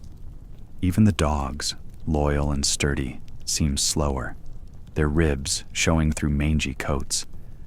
The entire farm feels haunted by hunger, an empty ache that echoes in every shiver and sigh. Food grows scarce. When the fields fail, so does your table. You clutch your stomach, hollow and aching, as you stare at the empty sacks where last year's grain should have been stored. Every meal is a gamble, every mouthful a blessing and a prayer. Pottage, once thick and hearty, is now thin and bitter, boiled down from roots and bark that barely fill the belly. The fear you feel isn't just about hunger. It's about survival. The Little Ice Age drags on for generations, and the people start to talk in whispers. Old wives telling tales by the fire about dark days when the sun disappeared and the earth grew cold and dead. They say the gods are angry, or that the world itself is breaking. Superstition and dread mingle with the mud and rain. Villagers gather in the square to exchange news and rumors, faces drawn and pale, eyes sunken from sleepless nights and worry. The church bell tolls a warning, but it's no comfort. The priest's sermons about sin and redemption are drowned out by the sound of wind whipping through cracked windows and the sobbing of children, too weak to cry properly. Everyone wonders if this winter will be the one that breaks them all. But life must go on, even when the days grow dim and the nights stretch longer. You have work to do, even if the work seems pointless. You tend to the sick, scrape together whatever food you can find, patch your roof where the rain leaks through. You carry water from the well, the bucket cold and heavy in your hands, and you watch for signs of spring that never come. Sometimes, when the sky breaks open for a moment and a sliver of pale sunlight seeps through the clouds, you feel a flicker of hope. Maybe this year, the crops will survive. Maybe this year, the sun will warm the earth again. But the hope is fragile, a candle flickering in the endless gray. And as you look out over the soaked fields, you see others like you, farmers, peasants, and laborers, all struggling to make sense of a world gone dark and cold. The Little Ice Age is not just a season, but a slow, creeping death that seeps into every corner of life, testing the limits of human endurance. You start to notice small changes in yourself and your neighbors. People grow thinner, their faces sharper and more drawn. The children stop playing outside, hiding near the hearth, where the fire barely keeps the chill at bay. The old say. The trees themselves seem to weep, their leaves falling early, their branches brittle and lifeless. Disease spreads easier in the cold and damp.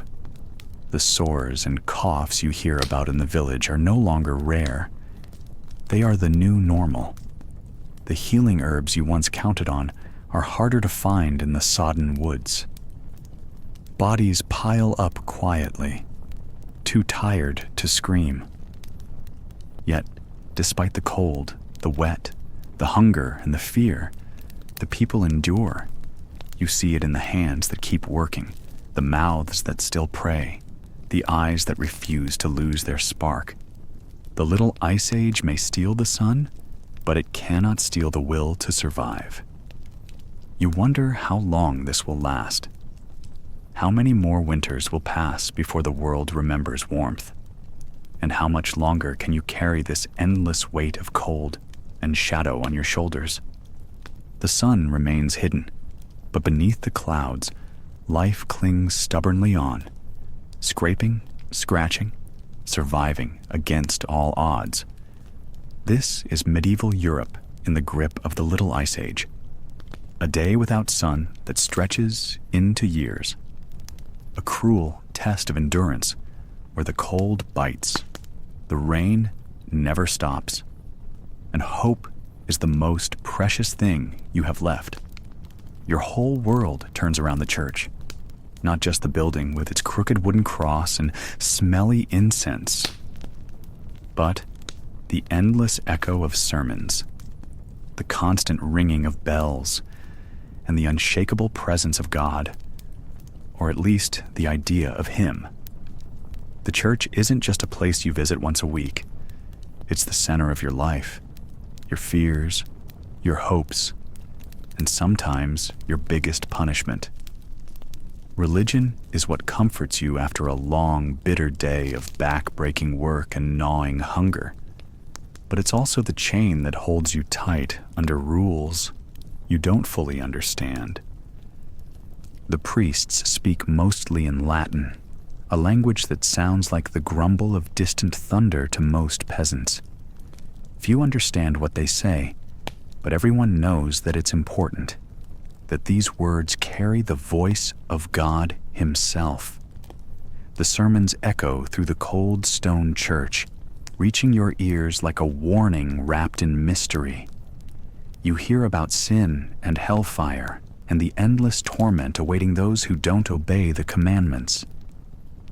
It's a kind of fear you carry, like a heavy cloak, and it settles into your bones, just like the cold wind creeping through the cracks of your village chapel. Every Sunday, you shuffle to the churchyard with your family, the soles of your worn shoes dusty, and the smell of smoke and sweat clinging to your clothes. Inside, the pews are hard wooden benches with no cushions. You sit through the Mass, squinting at the flickering candlelight and trying to follow along as the priest intones prayers and readings from the Bible. You don't understand all the Latin, but you know enough to feel the weight of guilt pressing down on you with every mention of sin. You feel like a child caught doing something wrong, except this guilt is endless, like a shadow that never leaves your side. You've heard tales of the 7 deadly sins: pride, greed, lust, envy, gluttony, wrath, and sloth, and you know better than to show any of them openly. The church warns that indulging even a little will send your soul straight to hell, a place where the fires never die and the screams never end. Fasting is supposed to cleanse you of sin. So during certain holy days, you go without food, gnawing on stale bread and drinking weak ale while your stomach protests. It's a test of faith, a punishment for your weaknesses. But sometimes it just makes the days even harder to bear. The church demands charity too, not the kind you might think of today, but payments and tithes that leave your pockets empty and your bellies hollow. You give what little you have, a handful of grain from your harvest, eggs from the chickens, or even a piece of cloth you hope to mend into a tunic. The priest assures you it's for the good of your soul, that the church is your pathway to salvation. But the truth is, sometimes you wonder if it's just another way the rich Lord and the church keep you tied to the dirt. Gossip runs like wildfire through the village, and it's tightly woven with the church's teachings. You hear whispers about the neighbor who was caught stealing grain, or the woman who missed a Sunday Mass. Those who stray from the church's rules don't just face social scorn, they risk the wrath of the church itself. Accusations of heresy or witchcraft hang over some villagers like a dark cloud, and fear spreads faster than any sickness. The church's eyes are everywhere, and nobody wants to be the one called out in front of the whole village. At times, the church becomes a place of refuge, where you find a moment of peace away from the dirt and toil. The soft flicker of candlelight, the scent of burning wax and frankincense, and the steady rhythm of prayers can soothe the mind. It offers a promise that beyond the struggle, beyond the famine and the endless work, there is something better waiting.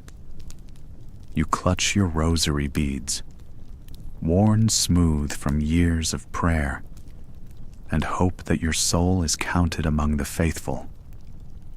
But that hope comes with its price. Confession is a ritual filled with shame. You kneel before the priest in a small, shadowy corner, your voice barely more than a whisper as you admit your sins. Every harsh word, every fleeting anger, every moment of laziness. The priest listens, nods solemnly, and then gives you penance, a number of prayers to say, or perhaps a small offering to give. You leave feeling lighter, but also raw, as if your soul has been laid bare and judged. The church holds the power to forgive and condemn, and that power keeps you obedient, fearful, and faithful all at once. The calendar is filled with holy days and saints' festivals, each one a reminder that the church controls time itself. Fasting days, feast days, saints' days, each comes with rules about what you can eat, how you should behave, and where you must be. You live by this rhythm, the church's clock ticking steadily through the seasons, marking every event from birth to death. Even when the fields fail and famine strikes, the church insists on fasts and penance, linking physical hunger to spiritual discipline.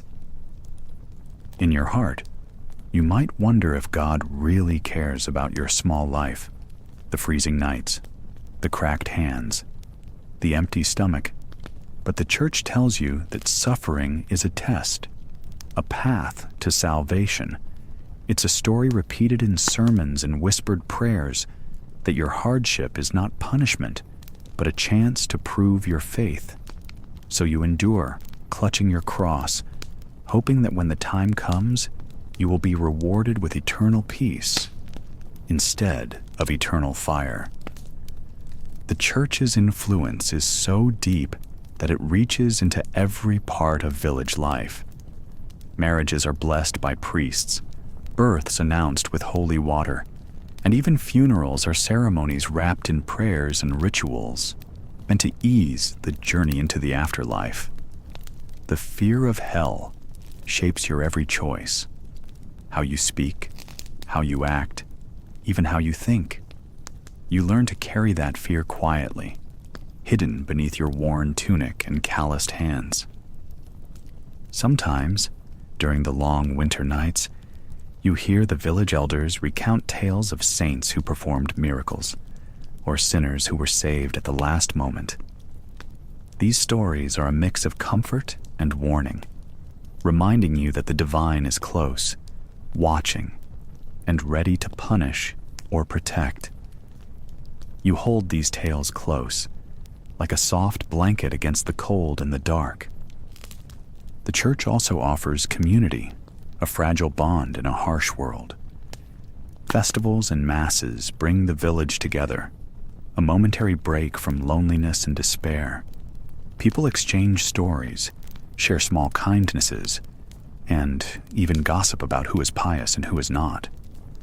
The church's rituals give shape to your life, marking time and space with meaning beyond survival. Yet, behind this comfort is control. The church teaches obedience, submission, and humility. It reminds you that your place in the world is fixed, that your suffering has meaning only if you accept it without question. The fear of eternal damnation keeps many from rebellion, from asking why hunger is so cruel, or why the rich lord's tables groan with food while the peasants remain bare. This blend of comfort and control is the essence of medieval religion for peasants. It's a cold friend who offers hope, but demands sacrifice, a whisper of salvation wrapped in threats and penance. You live with this complex presence every day, finding in it both your reason to endure and the chains that bind you to a life of toil and fear. As you kneel once more before the altar, the faint smell of candle wax and old wood fills your lungs. You close your eyes and whisper a prayer, asking for strength, forgiveness, and perhaps a sliver of peace in a world where hunger, hard work, and fear never seem to end. The church watches, the bells toll, and somewhere deep inside, you hold onto a fragile hope that someday, somehow, your soul will rest beyond this harsh earth. Your feet touch the cold, uneven ground, and you immediately regret leaving your hut without socks. But socks? That's a luxury you've only heard about in whispered stories from traveling merchants and the odd lord servant passing through. Most peasants don't even have socks. Your feet are wrapped, if you're lucky, in a pair of boots that feel more like soggy leather bags than actual footwear. The leather is rough, stiff, and soaked through from yesterday's rain, pressed tight against your skin, biting at your heels with every step. They smell faintly of wet dog and rot. You can't remember when you last got a new pair. Probably your father's cast-offs, or the shoes of some cousin who grew too tall. Walking is a cautious act. Every stone, every root, every puddle threatens to jab or soak you further. The sole, thin and worn, offers little protection from the cold mud and splinters. You try to keep your toes curled to keep warm, but the cold seeps through the cracks and cracks in the sole, like an enemy invading your body. Frostbite is a real fear in the winter months. But what choice do you have? Bare feet on frozen ground isn't an option. Not for most days. Clothing, if you can call it that, is little better. You pull your tunic tighter around your body, the coarse wool scratching at your skin like 1,000 tiny thorns. The tunic is probably older than you are, passed down from a sibling, or patched and repaired so many times the original color is unrecognizable, more brownish gray than the faded blue it might once have been. The seams itch, and the thick wool traps sweat and dirt close to your body, leaving you both damp and chilly. Underneath, your shirt is linen, but thin and worn through in places, threadbare around the collar. You know it's time to patch it again, but cloth is scarce and precious. Your trousers are similarly ragged, made of rough cloth that stiffens and shrinks when wet. They ride up at the ankles, revealing more of your scraped skin to the biting wind. You don't have a belt. The trousers sag where they're tied with a thin, fraying piece of rope. Each day, your legs bear the marks of brambles and thorns from the fields, and the fabric never quite keeps the cold out. Come winter, you try to stuff straw inside your clothes for extra warmth, but it itches terribly, and the straw pokes through the thinning fabric, scratching your skin and making it hard to sleep. On your head sits a woolen cap, another hand-me-down from a neighbor or a distant relative. It's heavy and smells faintly of sheep, with bits of hay stuck to it from last week's journey to the market. The cap is supposed to keep you warm, but after hours in the damp and cold, it's soaked through with sweat and rain. Sometimes, in moments of quiet desperation, you wonder how the rich lords can wear soft velvet hats and fine silk cloaks, warm and clean, while you huddle beneath this heavy, itchy thing. But they live in castles with thick stone walls, fireplaces, and servants. You live where the wind whistles through the cracks. Shoes for the rich, you think bitterly, are worlds apart from what you call footwear. Lords and ladies wear leather so soft it molds perfectly to their feet, embroidered slippers lined with fur, sturdy boots dyed in colors that don't fade or rot. Their shoes are made by skilled cobblers, shaped by care and artistry. You've never seen such luxury. Their shoes might have silver buckles or gold-threaded patterns. Yours are nailed together with rusty scraps, shaped roughly and awkwardly, to feet swollen from long walks or work in the fields. When you see travelers from the city or soldiers marching through, their boots seem to stomp louder than thunder, and their gait is confident, sure. You can't help but stare at their feet, envy thick in your chest. Their boots don't leak, don't pinch, and they last through rain and mud without losing shape or warmth. If you ever had a pair like that, you might not dread the walk to the well or the market. But of course, such shoes are not for peasants. Your world is one of hand-me-downs, of barefoot children, and of soles worn so thin you can count the stones through the cracks. Even children rarely have shoes. When your youngest brother trots alongside you, his tiny feet are bare, cracked, and dirty. The soles are calloused and tough, but you worry about the cold creeping into his toes. His feet are quicker, more nimble, and he often skips ahead to avoid puddles. But you know that by the time winter fully settles, those little feet will be swollen and sore. You imagine him grown, wearing the same worn boots you have now, passing them down to his own children in turn. When winter hits, the cold becomes unbearable. Your wool cap pulls low over your ears, your thick coat barely keeps the chill at bay, and your boots freeze hard overnight. You wake in the morning to find ice crusted inside them, the leather stiff and cracked. Putting them back on feels like shoving your feet into blocks of ice. Sometimes, you dare to walk barefoot inside the hut, where the floor is cold, but not as cruel as outside. The chill bites your skin, and you hurry to build the fire higher, rubbing your hands over the flames to warm up. The fire warms your toes a little, but the warmth never lasts long. You think of the rich merchants lounging in heated halls, slippers soft as clouds wrapped around their feet. They don't know the constant ache of cold, the dull pain of frost-bitten toes, or the embarrassment of holey boots that flap with every step. Their feet never smell of damp earth and sweat. Their shoes never trap mud and grime. Your feet do every single day. Because shoes aren't just about warmth or comfort. They're a status symbol too. To wear good shoes means you have money or family or luck.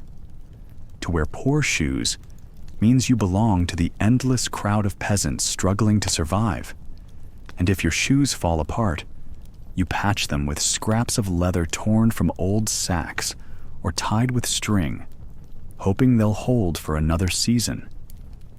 Sometimes, after a long day in the fields, your boots are so heavy with mud and water that they feel like weights dragging you down. You try to clean them by the river, scraping at the mud with a stick, but the leather absorbs the wet, and the cold just keeps creeping in. Your feet ache, your back aches, and the wool in your cap feels like a wet rag pressing on your head. But tomorrow, you'll do it all again. Clothing for peasants is never pretty. The colors are dull, mostly grays and browns from the homespun wool, stained by sweat and the earth. The fabric is coarse, and every stitch is made to last, not to please the eye. Finer cloth is a luxury reserved for those with money or influence. You've heard that sometimes lords wear silks that shine like water, but you've never touched such fabric. The very idea of softness is a dream. Your tunic itches, your boots soak, your cap is heavy and wet, and your trousers chafe your skin. But these are the clothes you wear because they're all you have.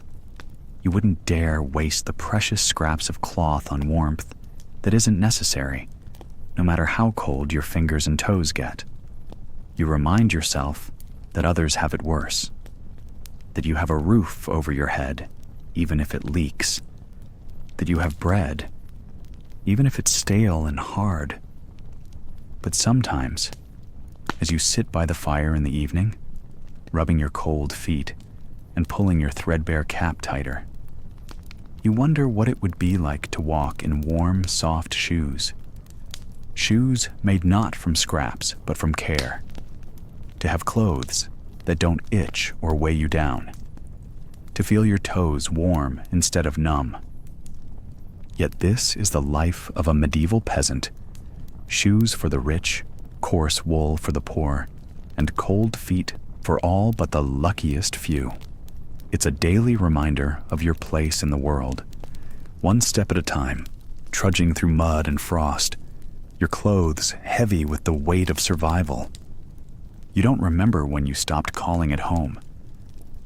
Maybe it was the morning the last of the barley bread vanished from the cupboard, or the evening your father folded himself beside the hearth and didn't move again.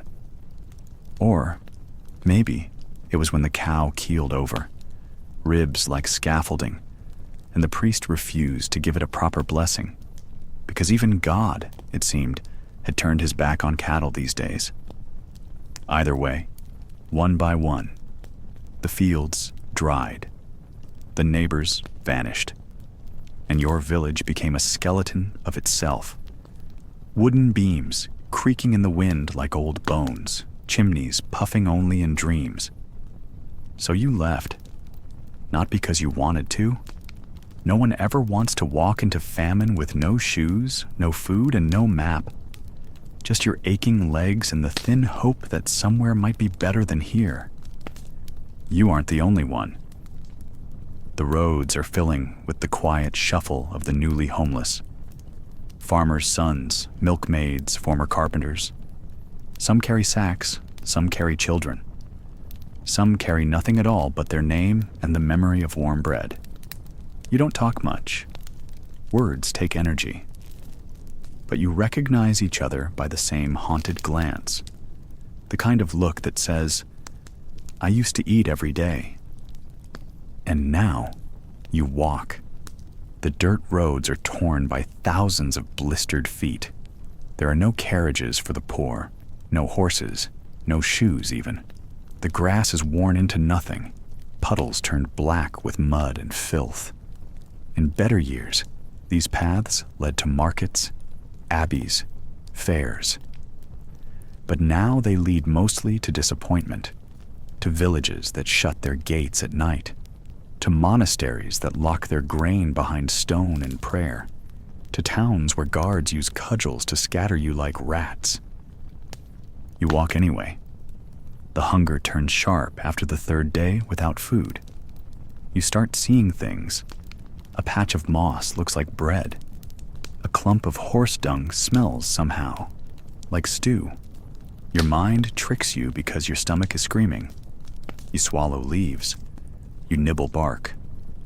You remember what it was like to chew real meat, and you would trade a year's labor for a single boiled egg. People have gone mad from this hunger. You've seen a man bite into raw bird feathers. A woman eat clay until her teeth cracked. And the worst part isn't even the hunger. It's the shame. You used to be someone. A cobbler, maybe. Or a spinster with her own loom. You knew how to mend boots, dry herbs, cut firewood straight. You paid your tithes. You kissed your children goodnight. But famine doesn't care. It rips titles and trades from your back like a thief in the night. You become a beggar, and worse than that, a nuisance. You are the wandering poor, unwelcome, suspected, pitied from a distance and spatted up close. Some beg.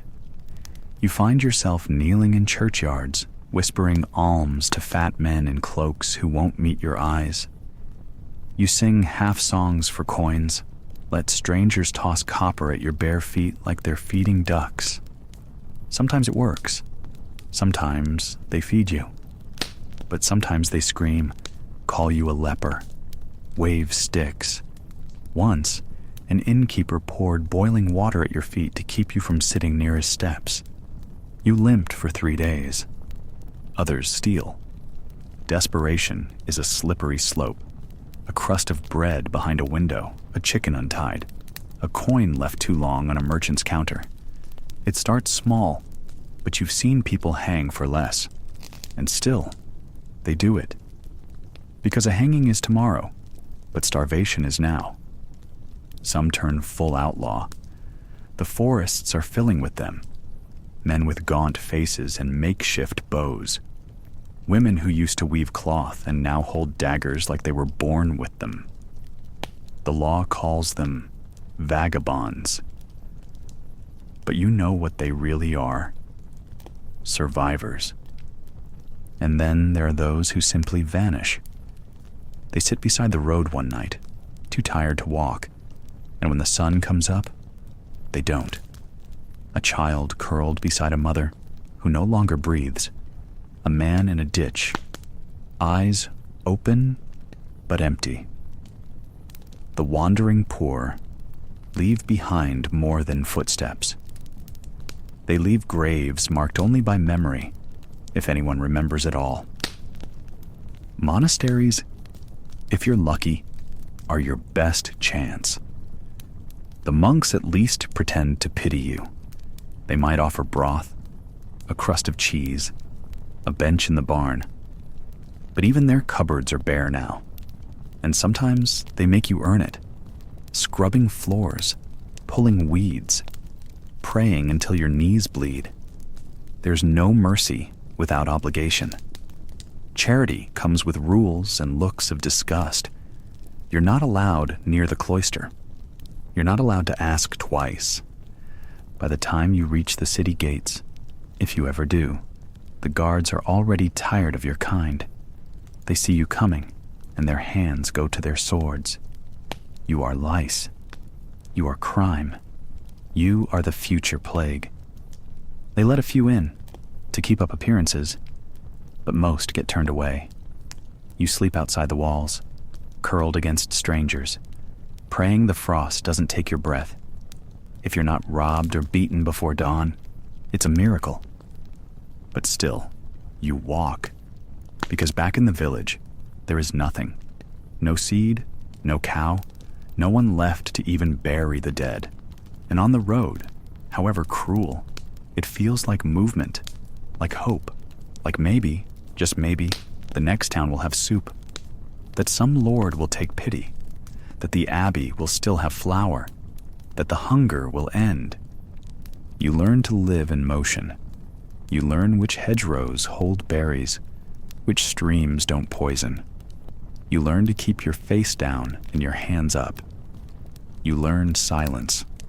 You learn the names of plants. You learn not to cry when they chase you with dogs.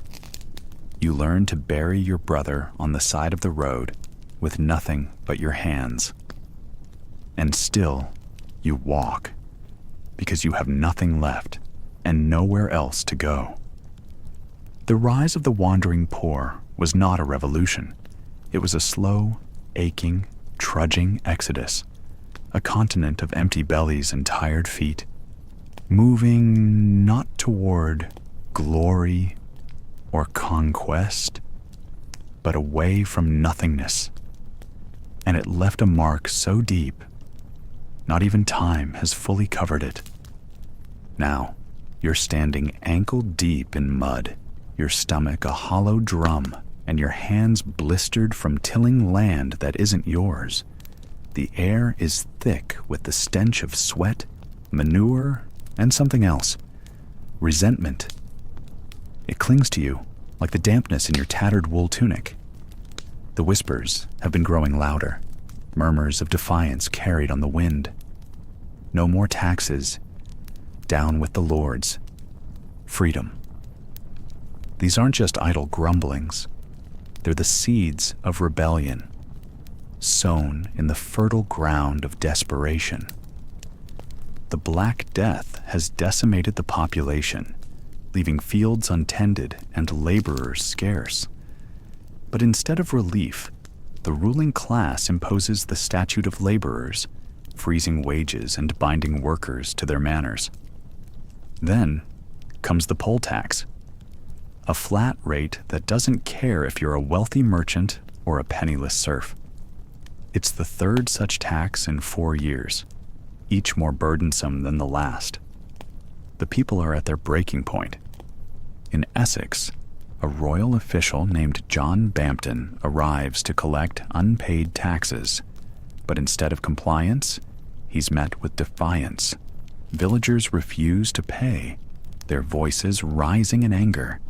The confrontation turns violent, and Bampton is forced to flee. The spark has been lit. Word spreads quickly. In Kent, a former soldier named Wat Tyler emerges as a leader, rallying the discontented masses. They march towards London, their numbers swelling with each village they pass. Their demands are clear: the abolition of serfdom, fair wages, and the removal of corrupt officials. They're not just peasants anymore, they're a movement. As they enter London, the rebels are surprisingly disciplined. They avoid looting and focus their anger on symbols of oppression. They storm the Tower of London, executing the Archbishop of Canterbury and the Lord Chancellor. King Richard II, only 14 years old, meets with the rebels and seemingly agrees to their demands. But it's a ruse. During a subsequent meeting, Wat Tyler is killed, and the rebellion quickly unravels. The aftermath is brutal. Rebel leaders are hunted down and executed. The king revokes all the concessions he made, but the revolt leaves a lasting impression. The ruling class is shaken, and while serfdom isn't abolished overnight, its foundations are weakened. The peasants have shown that they can rise up, that they can challenge the status quo. This isn't an isolated incident. Across Europe, similar uprisings occur. In France, the Jacquerie sees peasants revolt against the nobility. In Flanders, the 1323 to 1328 revolt challenges the Count's authority. These rebellions are born from the same conditions: oppressive taxes, rigid social structures, and a populace pushed to its limits. Back in England, the memory of the peasants' revolt lingers. It becomes a symbol, a warning, and an inspiration.